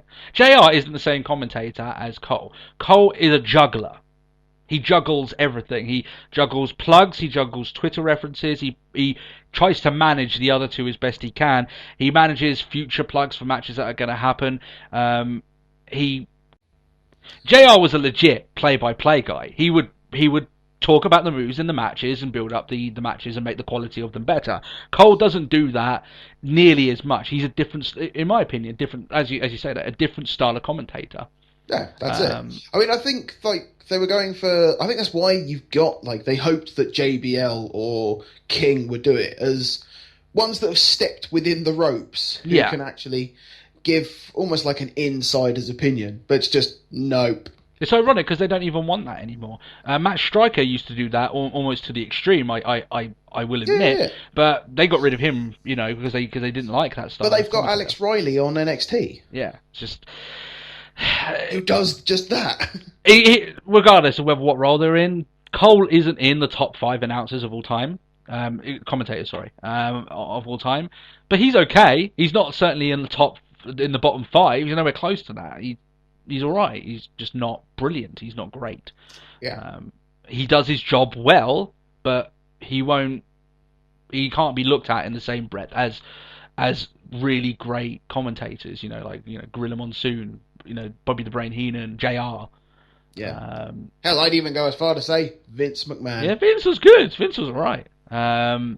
Maybe doesn't get enough praise for some of the work he did on commentary, but there we are. So, in terms of this match, the Damien Mizdow and Usos match, it just highlighted to me a little bit that they just kind of sometimes they just change their thoughts on people, and it's like they don't even remember the weeks that preceded it. Suddenly they're making jokes at Miz's expense, and I remember Miz being on commentary and even JBL getting in on the action, just kind of laughing at the guy. And suddenly now he's an A-lister. Now I'm on his. It's just a little bit garbage. Ziggler backstage is confronted by Kane for talking to John Cena. He's very angry because Kane likes John Cena a lot and wants to make sure that he likes him more than Ziggler. That's it. Yeah. You can't be his friend. I am his friend. Yeah, that's it. No, of course not. He just says that he takes it as an act of aggression against the authority. Kane says that he wants to end Dolph, make him hurt, and then Dolph looks at the camera all sad, like someone took his puppy. But I wanted a friend. Yeah, he looks genuinely sad. He looks like someone had just told him, in 5 seconds I'm going to kick you in the nuts. Yeah. And it's the weight that's sad, because the pain is coming. Or it looks like maybe someone just took his lunch. He looks dejected. I wouldn't be so worried, Dolph. I mean, it's Candy Cane. There's not much to be worried about. You get on his wrong side too much, he'll give you some candy. Because that's Candy Cane. That's what you keep this going, and I'll give you tooth decay. Yeah. It's been a while since thinking of the guy as the demon or anything like that. That ship has sailed, so I wouldn't look too worried, Dolph. So anyway. It's nearly Candy Cane time again. Yes, there we go. Hulk Hogan is out. He's rocking the pink for breast cancer. It is the end of the breast cancer Susan G. Komen month. That's it. So all that will be moving on. Doesn't mean that you should stop supporting the the cause. Which is essentially the sole purpose of this whole promo. Yeah, and I agree with him doing it for it. He says he can't wait for Cena to beat the stinky beast, that is Brock Lesnar. I'm sure Brock Lesnar would love to give Hogan one more match. Hogan's always dishing for it. I'm sure that after that statement, Lesnar would love to give Hogan one more match. Just one more. Yeah. 15 minutes in the ring with the beast incarnate. He shows the breast cancer survivors. They get a rightful round of applause. I gave him a round of applause myself.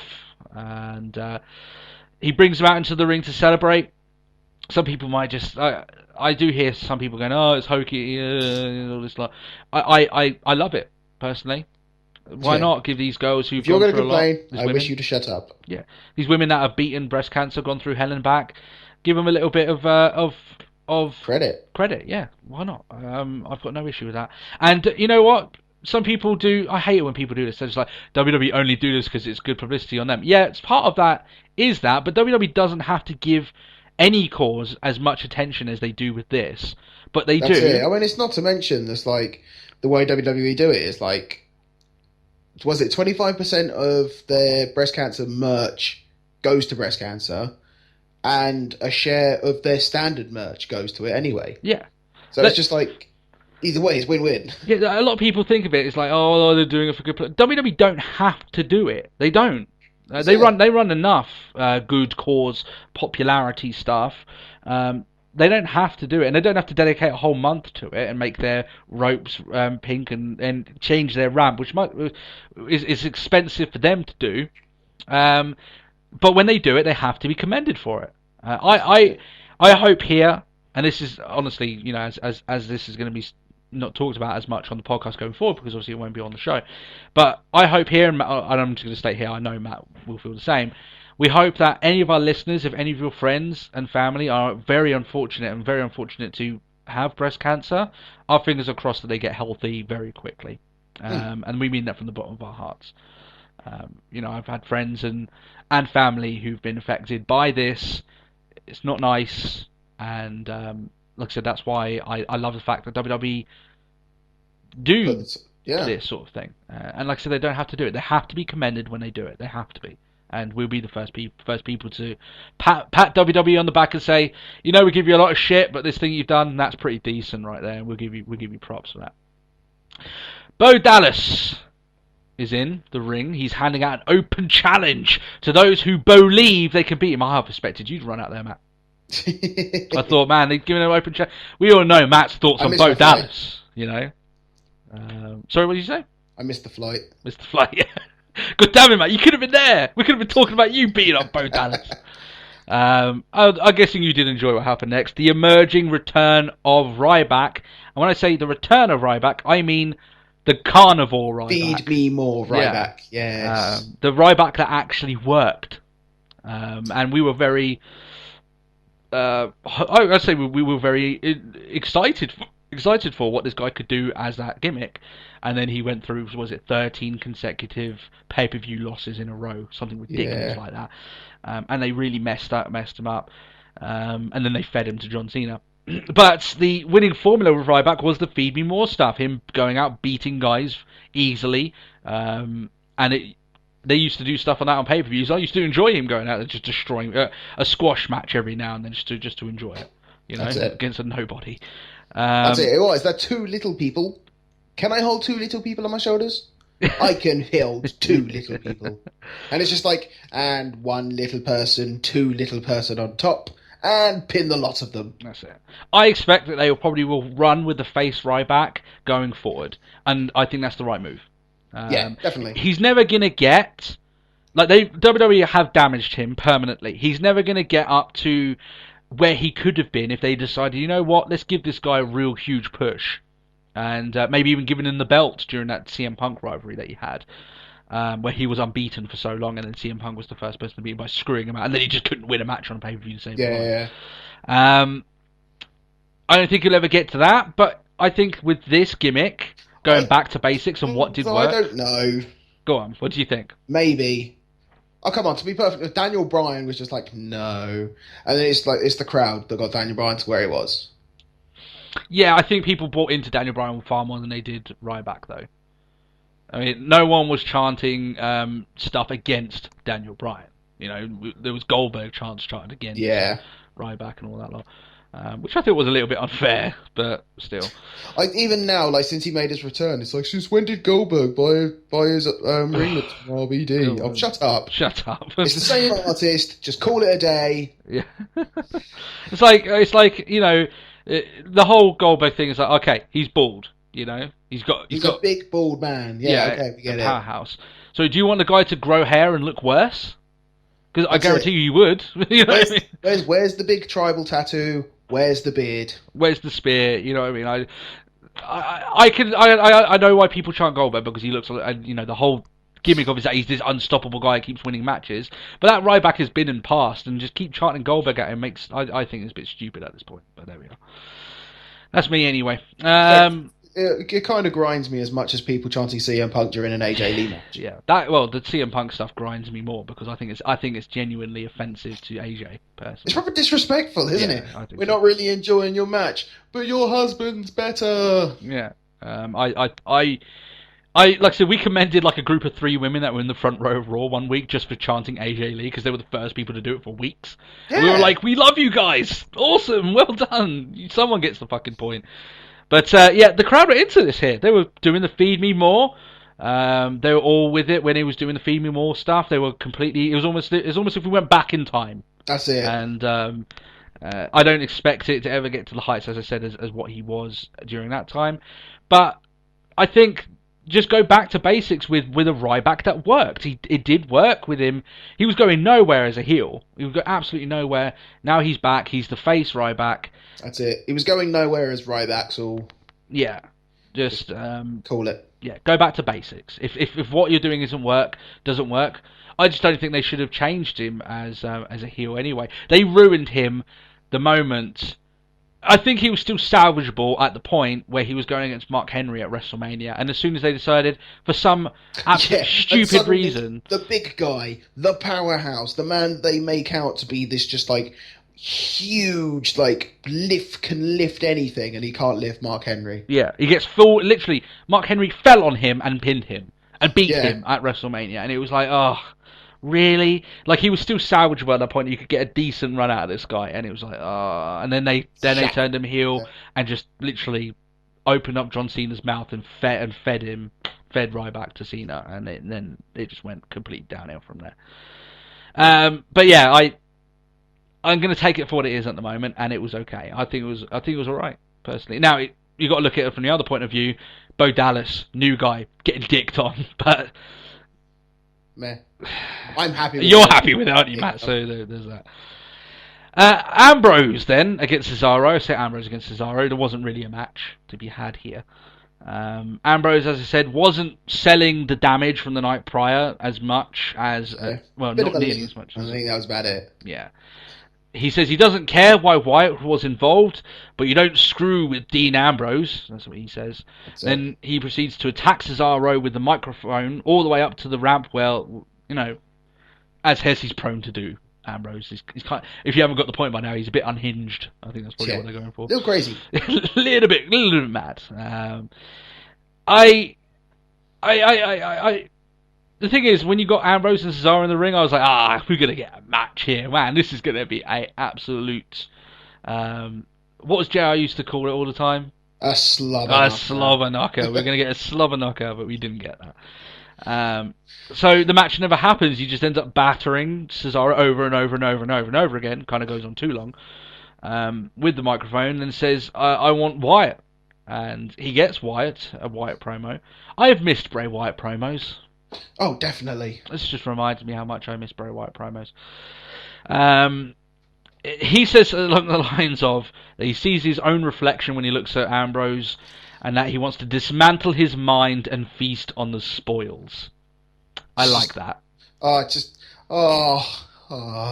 I've missed you, Bray Wyatt. Yeah, it's just that whole moment where it's just like, this is good. Yeah.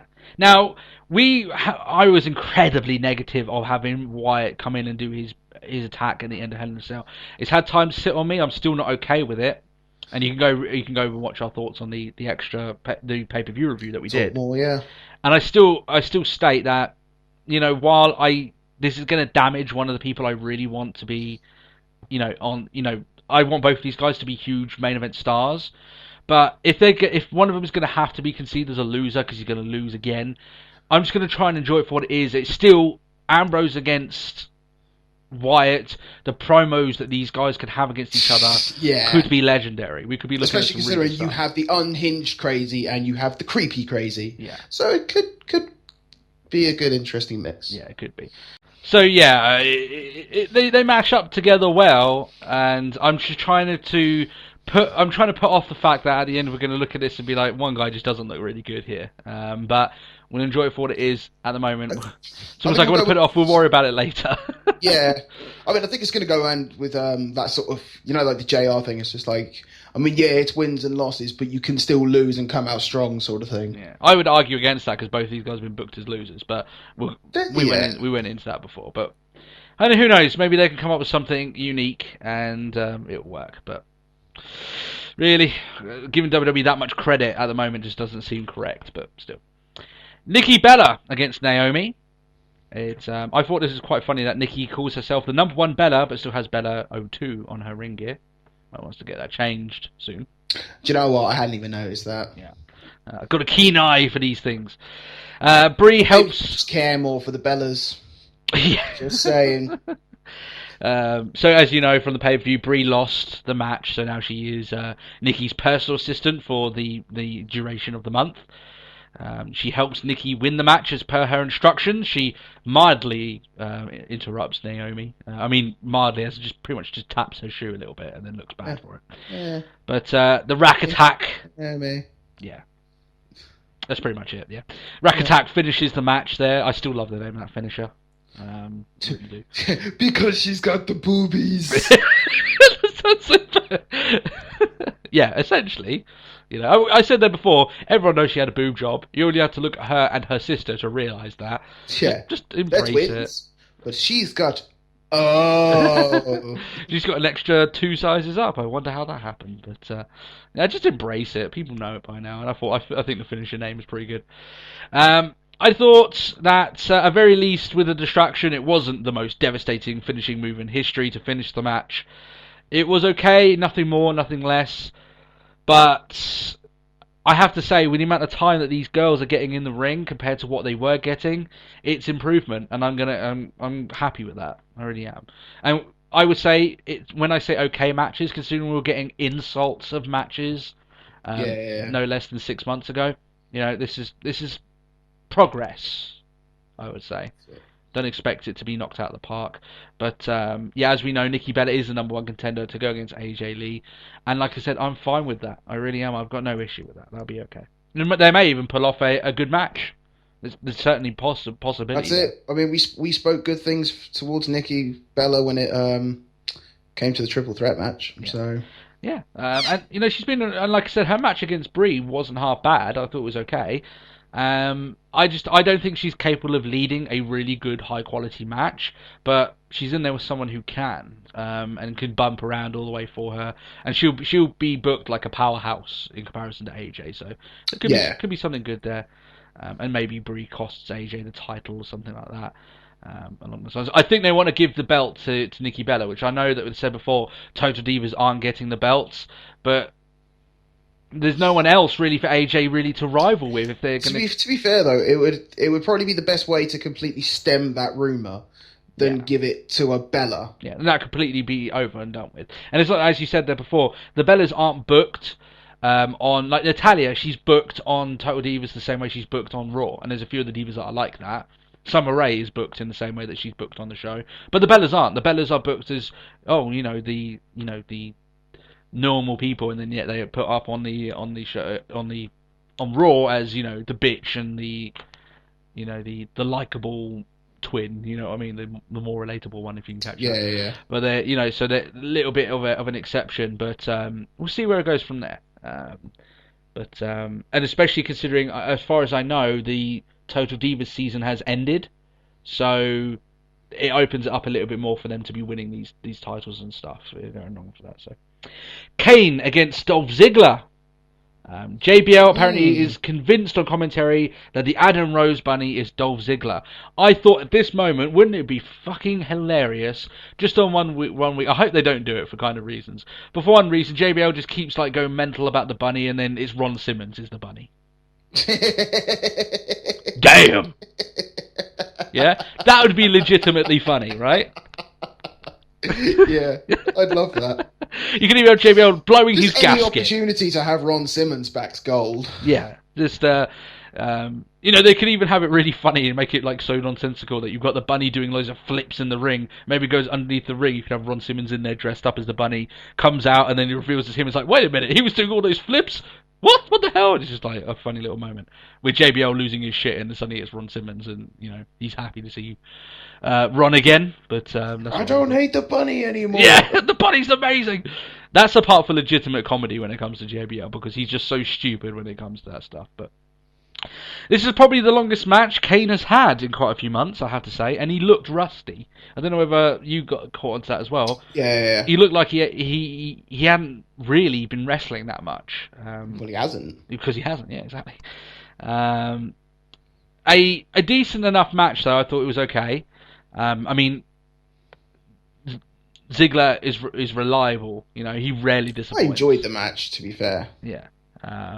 And like when you got Ziggler in the ring, doesn't matter if you've got a lot of ring rust. He'll do a lot of the work for you. He'll bounce around. He'll do all the running. He'll sell it all for you. He'll do a lot of stuff for you in the ring. Like almost like Bret Hart would. He would do a lot of stuff to elevate other people in the ring and stuff like that. So, Ziggler's got a lot of that in him as well. Ziggler gets to win here with the rolling cradle pin. Like I said, at least it is a difference from the most devastating finishing move in wrestling history. I'm going to get... When we start getting t-shirts and stuff made, I've got to get a t-shirt of that made. I'll wear that fucking... The most devastating move ever. Yeah. Afterwards, Rollins attacks Ziggler after the match, and then Cena comes in for the save, saving the guy that he was talking to join his team earlier on in the show. And that sets up the main event match, which is Cena and Rollins. I thought... Now... Go on. Okay, no, you first. I know you're going into the Cena Rollins stuff, just to state though that with the Kane Ziggler match, like I said, I thought it was okay, but you could just tell very blatantly that Kane just hasn't been wrestling nearly as much as he usually does. He's been caught in a very steady work rate over his entire career. He's been a stalwart of that company, but yeah, I think Kane in his current role just doesn't wrestle that much. And it comes over a little bit. Nothing bad towards the guy. He deserves to have a less work rate. He's done his time. Oh yeah, definitely. But go on. You go about to start with Cena and Rollins. I know you got something to say about this match. Yeah, right. So, I mean, as you said, sort of Rollins comes down, makes the attack. Yeah. And Cena comes to make the save. My slight problem with this, because it's like, and now it leads into the next match. Yeah. Cena's already out there. Why do we have to hear his entrance music? Rollins was already out there. Why was he out back? Yeah, why did you just... Yeah, why was he a little bit He had round. to make his entrance again. Yeah. Rollins got 3 entrances today. Yeah, he did. He's a man in demand, shall we say. That's it. He's needed. I know I've beaten this drummer quite a bit, but Cena, Orton, and Ambrose looked near pristine around the entire show. I've got to give props to Rollins for being the only guy to sell the sell. Jesus, yeah, he has. Yeah, and he sold it very well during this. Mercury and Noble are now being referred to as Rollins' personal security team. I quite like that. Yep. If you actually don't know, that Mercury actually worked as the agent for the Shield backstage throughout the I think the entirety of them being on the roster as a group. I believe so, yeah. Yeah. In fact, there was a interview done with the guys talking about Mercury, and they stated that this is on WWE.com. They never reference this on TV, but referencing him as the 4th member of the Shield because he would work so closely with them on how they would approach certain matches, how they would come out to the ring, their camera cues, all this sort of stuff. Yeah. Work very closely with them. So I like the idea of Mercury actually still working alongside Rollins. I kind of like that idea. That's it. He's still around to help. Yeah. And I think it's just quite apt that he's now on screen now affiliated with Rollins is good. This match, however, very good, very very good between Ambrose and. I really enjoyed this main event. To be fair. Yeah, it was a main event that felt like a main event because it got the most time out of any match. It was the highest quality of any match. It was the match of the week, and it was just very, very good. Rollins to me looks like a man who's taken the mantle of being a main eventer in his stride and has just run with it. He looks like he deserves and should be in main event matches. Oh yeah, he feels big time now. I think that Hell in a Cell match did a lot to put him in that slot, and the way he conducts himself as well, I think is very, very good. But he just looked like he belonged. He looked like he belonged to be fighting against Cena in main event, which is only good for the guy. It really does. And I think that if I were Triple H or Vince, when I look at Rollins, I'd see a big stack of money because he's going to make them a lot of money. He really is. He's going to be a very good star for them going forward. To me, I think he's going to be more professional and better wrestler. This may be a little bit controversial. A better wrestler, a more professional version of Jeff Hardy. That's what I would state. For his what? Do you compare him for Jeff Hardy as in for his style, sort of thing? Sort of. I think Rollins is better. I really do. Now he may not do as much stupid shit in terms of like jumping 40 foot off stuff like that. Even though we've known Rollins to do some pretty fucking mad stuff. We're just coming off this cell and he went through a table halfway through the cell, so he's got his own fair share of that. But I just think if I were to pick Rollins now and Jeff Hardy in his early career, I probably would go towards Rollins because he looks like a guy that I could build a company around, he's a little bit different. He's got blonde hair and black hair, and he looks a little bit off the norm. I like the reason why he's got blonde hair though, to stand out. Yeah, it's just I don't want to be the same as everyone else. Oh, who do you like? The guy with the black hair? Which one? The long black hair? Which one? Yeah. One with the blonde streak. Yeah. And there's no one else like that. And I just think that he wrestles in a way that's less erratic than Hardy. And I think that when you've got a guy like Rollins, you've got a guy that's completely without the vices of a guy like Jeff Hardy. I think that you could safely build Rollins up to be a big star and not worry about him being involved in drug stuff or doing a Victory Road 2011. I just don't see that happening with Rollins. He is a professional. So I just look at him and I think, man, if I were involved in the company, I would be thanking high heavens that I would be happy knowing that I could safely just throw money at him. Yeah. Like, all the guys in the Shield were quite aptly picked because I think all of them are guys that they could really build up. And to WWE's credit, they've done well with them. Apart from the way that they've made Ambrose look like a loser, unfortunately. But I still think that he's not. It's not as if I don't think they've lost any of the gloss off him yet. He's still there, and I think he's still huge in the crowd. I think all the guys in the Shield have been done well, and it's not just them that needs to be commended for that. It is also WWE. We give praise when it's due. We're very negative towards WWE when they do things badly, but we have to give them praise when they do things right. That's it. Bravo, Joe Mercury. Yeah, that's it. Yeah, you've done well. You've done well, Mercury. Cena looks like he's got the match won. It would make sense considering Cena just looks pristine and Rollins is selling his damage from the cell match like a true champion. But even then, I saw that Foley actually commended Rollins for his match with basically sort of you sold it like a champ and sort of came back and to still put on that match and still sort of sell the injury. Yeah. It's just bravo. It's tough to do, and he did it very well. We talk about Michael Cole juggling stuff on commentary. You have to juggle that stuff in the ring, in terms of how much do I sell this, how much selling it impacts the match I'm about to have, but how much not selling it would impact the fact that I was involved in a very high-profile match the night before. Yeah. He did, like I said, he did it, and it's just a stark contrast from the other three guys who just didn't do it at all. I just thought it was very shocking, but there we are. Cena looks like he's got the match won. Kane interferes, as he's prone to do. He loves interfering in matches. Ziggler comes in for the save, and suddenly a mass brawl erupts in the ring. Everyone's in there, face and heel. They're all fighting each other until Cena. Is it really wrong that I sort of spent most of that brawl just where's people that I haven't seen in? Oh, it looks good to see Zack Ryder's got his gear on for today. Yeah.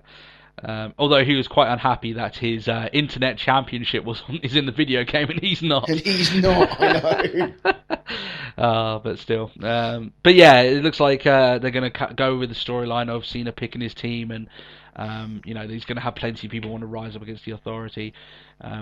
Survivor Series, unfortunately, to me, is looking like one that could be a little bit of a missable pay-per-view. It's just one that they're trying to fill in pay-per-views until they can get to the Rumble and things start really picking up from there. Yeah. And Survivor Series is the weakest of the Big Four. Of the Big Four. I don't count it in the Big Four anymore. I've said that before. I think Survivor Series hasn't been good enough to be counted in the Big Four for a very long time.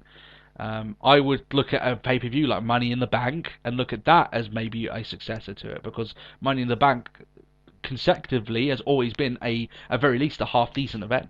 Yep. But I think also Money in the Bank sort of plays a big role in the landscape of the current situation within WWE. Yeah, it does. Like, as a storytelling event, Money in the Bank's massive. Yeah, it is. This year, obviously, they had the title match, and then they had the briefcase match. So they had two of them there, and that was two. A lot of people. Looking in terms of how things will change after Survivor Series, nothing is going to change after Survivor Series, but a lot of stuff changes after Money in the Bank. So, in terms of where things go forward from there, I think Survivor Series is just so weak when you compare it to the likes of SummerSlam, which recently has got back to being a really good event. WrestleMania. It's WrestleMania. It is WrestleMania. And Royal Rumble, to me, I sometimes get more excited for Royal Rumble than I do WrestleMania some years. So, Survivor Series is nowhere close to those three. So, its Big Four status may be a little bit debated, but it still is referenced. It's still one of their longest serving pay-per-views they've ever done, So, that's the state of that. But, that is Raw this week. I thought that the quality of this Raw, I thought it was okay. I thought their big promo segment with John Cena was a bit of a fail. I didn't like it. It was unnecessary. Yeah, you had Ryback returning, which I thought was okay. I thought that while Ambrose and Cesaro could have been a really great match, we didn't get it. The promo that Bray Wyatt had was good. The main event was Money. The Bray. Yeah. Just thinking back on it and just I know we've spoken about it, but yeah. It was good. And like I said, the main event was Money. It was a really good main event. So there's good stuff to see here. It was definitely one of those matches. Like we've sort of used it on a par of you watch this, yeah, I know. But this was definitely I watch wrestling for this. Yeah, it was a really, really good match. So I still think here that when I say the show was okay, the reason it's okay is because it's 3 hours is still too long. If you had got rid of a lot of the scrap out of this show and made it 2 hours and just done all the good stuff, we could be sitting and saying this is a very good Raw, guys. You want to catch this, but 3 hours makes it very hard for us to say you definitely want to see this entire show at any point, even if it is a very, very good show, because 3 hours is just too long. Yeah, I know we've said that here before, but it's just the case. It really is. But I think another Raw that goes by without a really truly awful segment or horrendous match is good for Raw. How many weeks do we have back to back to back to back with a really horrific segment, a really bad match, Cameron trying to pin someone when they're on the wrong position on the mat and stuff like this? And they're on their front. Yeah, and we're just sitting there going, we just don't want to show this to people that aren't wrestling fans. You know what? We haven't been able to say that for a while. Adam Rose hasn't been seen for a while, thank God. He was in the Scramble.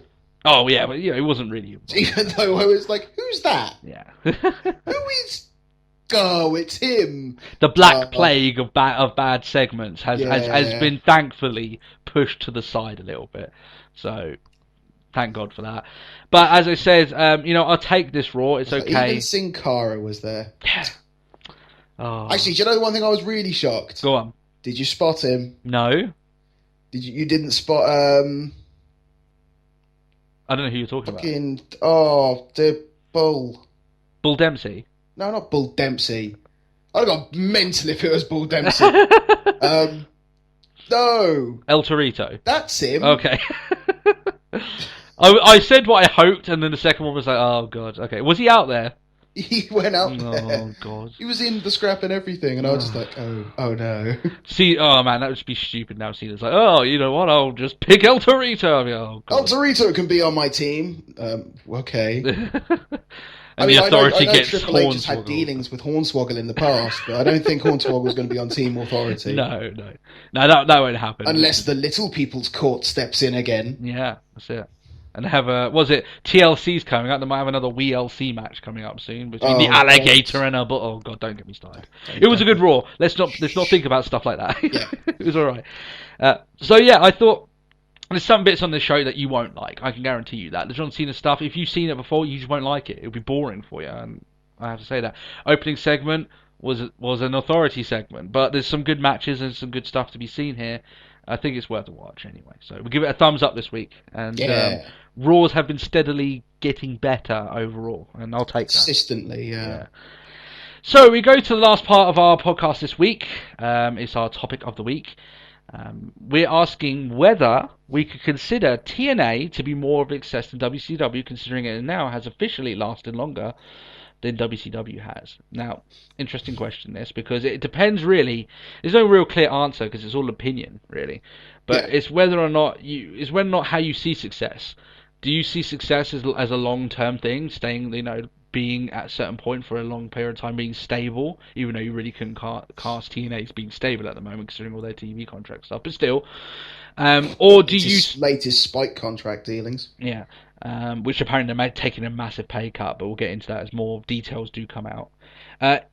Or do you take WCW, while they didn't last as long, but they did actually beat WWE for a period of time, but it was like as quick as they were there, it was almost like they were gone straight away. So it was like beat me to it. Well, is that what you're going with? I'd say WCW. I go with WCW because I think the Monday Night Wars helped make WCW the bigger brand out of them and TNA.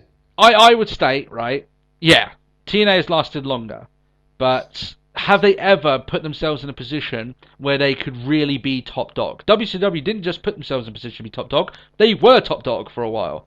Yeah, they stole the spot. Now, obviously they had a lot more money at their expense. They had a blank checkbook from Ted Turner to contend with. But you look at the WCW did a lot wrong. Yeah, we've got a fail of the week, and most of the time it's WCW. In fact, it was this week again, but it did beat WWE for a long space of time. We're talking about a year's worth of time that they actually beat WWE consecutively in the ratings, and they put. Imagine if I would put two people, if WCW managed to make it last, if they managed to come up with another idea that was like the NWO and not just continue to use the same NWO idea and water it down, if they managed to stay on top for another year, we could be watching WCW each week instead of WWE. Yeah. Because back then, Vince McMahon, the whole thing around Bret Hart is that he was losing so much money and he didn't have financial security that he didn't think he had enough money to pay Bret Hart the big elongated contract that he had, and said, you may as well go to WCW because I can't pay you. Yeah. Michael Cole often, when you talk about the stuff on the Monday Night Wars, he would state that some weeks you just didn't know if you're going to get a paycheck because the company was in such bad state. So if WCW managed to hold out and didn't end up driving themselves down into the dumps, maybe, they managed to stay on top and the Austin stuff didn't catch on. This is all what ifs, but we could be watching WCW each week on Ted Turner's pay salary. Have we ever got to the point where TNA has done that? And you can't not even remotely close. Yeah, I can't consider TNA a success if they've never been the top in their field. And you can be a success. I would like to call our podcast a miniature success. We're not the top. We're probably not even in the top 10 of podcasts so far. We're in early days. I know it sounds weird. We're going to our 50th episode, 1 year anniversary. That's still technically early days for a podcast, right? But TNA have never got to the point where they could even challenge WWE, make them really acknowledge WWE. Yeah. It's so the thing I find quite funny is like a lot of some people would argue TNA, because they were their diehards. Like at one point, like when TNA originally was like the six-sided, back when what I'd like to say when TNA was good. Okay, yeah. So we're talking a while ago. In personal opinion, I'm not going to get anyone getting shitty on me. Yeah. But people back then would say it's better. It's better, and it's just far better than WWE. And at times you'd have matches that were really good, and I kind of would agree. Yeah, but they're the diehard people. They're just like, oh, it's so much. TNA was so much better than everything. Yeah, but I can't. How can you say this? Considering it's like as you said, it's just sort of like have you actually been in direct competition with the top dog? They've never Then been. how do you they've expect never. to hold the second spot? I mean, when you get to a point that WWE as the top dogs don't even acknowledge you as a threat, that's pretty bad on your company, I have to say. Let's put it this way: like a lot of the WWE's a lot of the WWE's top stars over the past 5 years, if they've gone through the independent circuits or anything like that, where have they been signed from? Ring of Honor. Yeah. And it's not been from TNA. Yeah, I fully agree. So, like, even WWE don't see TNA as anything. Yeah. I mean, look, when you look at, like, WCW, right, I remember probably the biggest event they ever did was Starrcade 97, right? Yeah.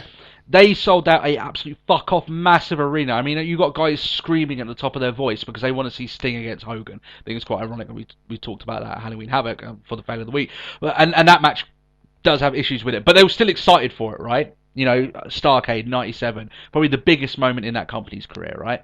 Yeah. Have you ever seen TNA have that sort of same fan reaction in the terms of the size of the arena that it managed to sell out? When we're hearing stories now of TNA, obviously not in its golden era, and is struggling to get more than 200 people into a house show.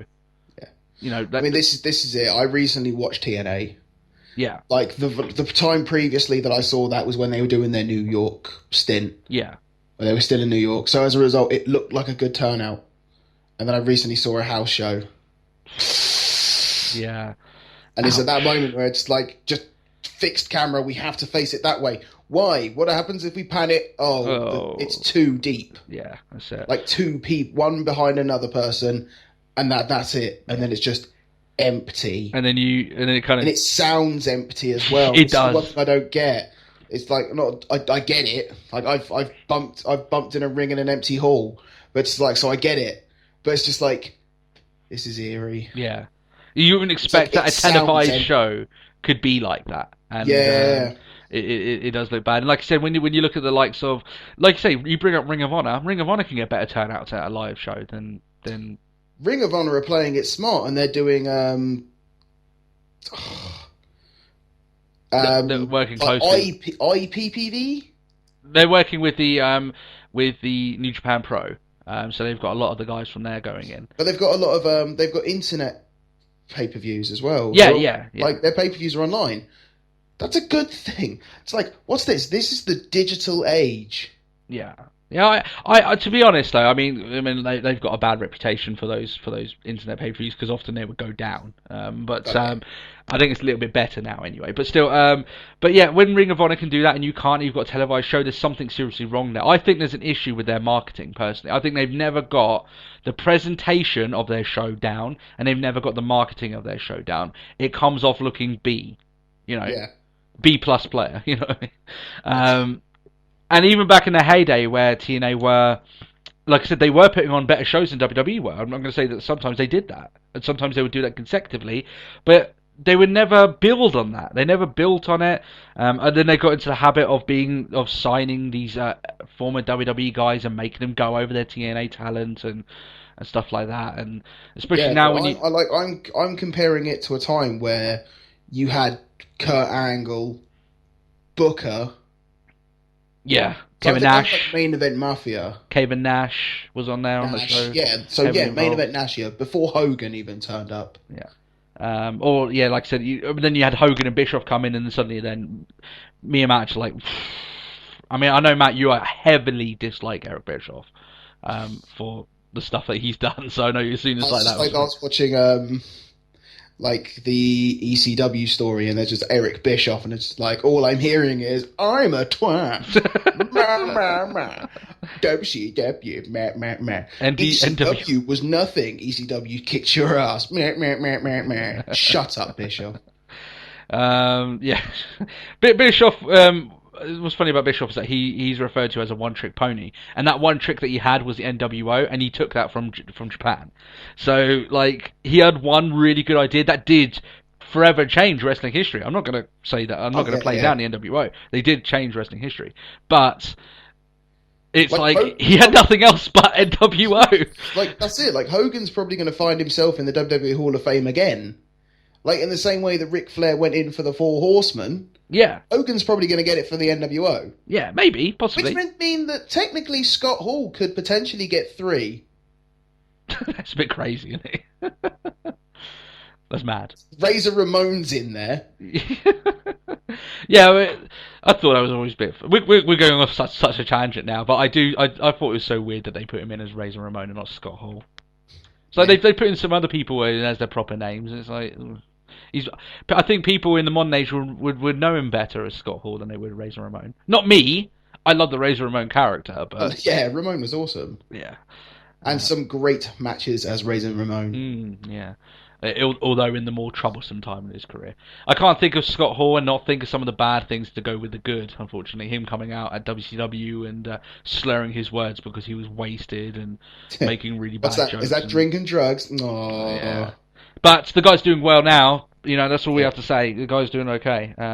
Even though there was some really bad rumours of him just being really nasty towards, apparently like a Make-A-Wish kid or something along those lines, or someone that was like terminally ill and he refused to see them, and then like they were unfounded or something along those lines. Yeah, whoever came up with that was a bit of a bastard, but still. Douche.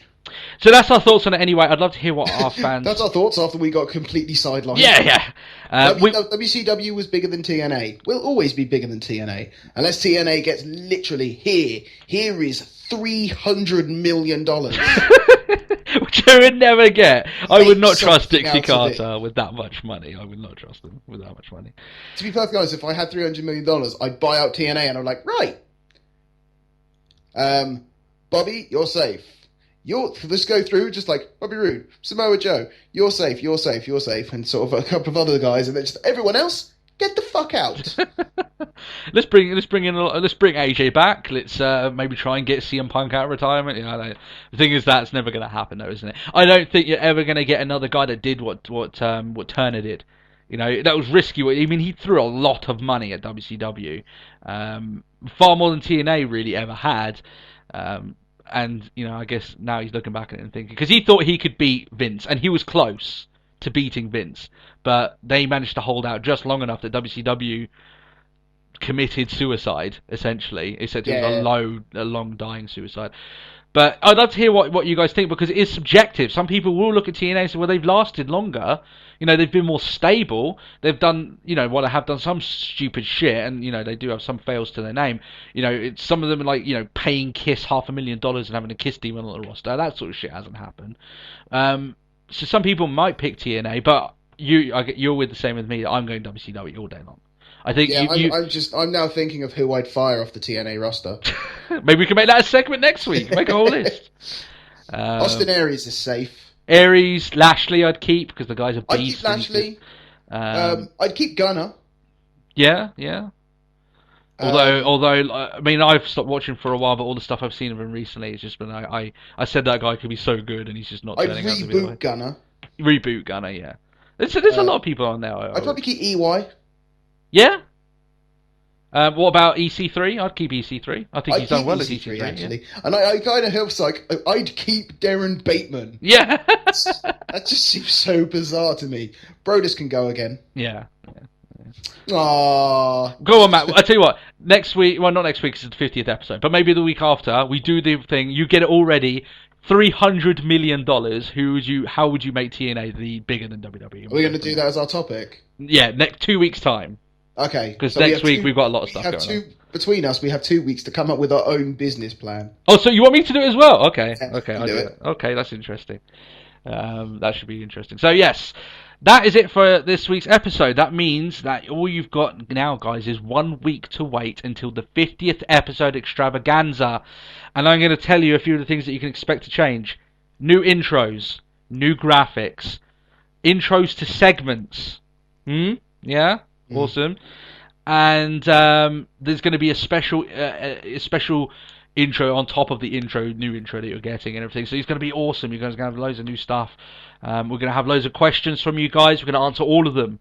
So it doesn't matter if you give us a question and we pick another one. It doesn't matter. We're going to do all of them. And there's stuff that we haven't done leading up to this. So big question time. And then it's just going to be awesome. It's going to be a lot of fun. And myself, and I don't know about you, Matt, but I've already got a few beers, and I'm going to be drinking them live while we do the podcast. So I'm going to be a little I'm definitely thinking I might have to book the day off after work. Yes, I think we're going to have a bit of fun with that, and we have to work on that. So, thank you all, guys. Like I said, if you're new to the podcast, why not subscribe? Become one of our fans that's building up this podcast. We are now over 130 subscribers strong, and whenever I say stuff like that, it seems like people just go, "Okay, you know what? We're going to smash another 10 for you and give you 140 next week." So, who knows? We could be smashing. We could be hitting 140. Who knows? Maybe it'll go crazy. Get us to 150 for our 50th episode. Yeah, 150 by 50. That's it. Hashtag 150 by 50. You can also follow us on Twitter. You can send messages to Matt as well if you feel like sending them there. He'll bring them to us on the podcast at TalkWrestlePod. We'll answer any of your questions there, and you can get quite an instant response from Matt there. You can send him a tweet, he'll get back to you. Yeah, apart from that, thank you guys for supporting the podcast. You guys are awesome. We're going to give a few props to a few long-standing fans of ours, and give them a big audio thumbs up and answer some of their questions, of course, to us. But apart from that, we've given you over 2 hours worth this week, as we usually do now. As it's now turning into the norm. The norm, yeah. So we hope you guys have a great week. We'll catch you guys next time for a mid-month of Raw, so hopefully they give us a good one. And we hope you guys have a great week, and we'll see you for the 50th episode extravaganza. Catch you soon. Bye bye, guys. See you soon.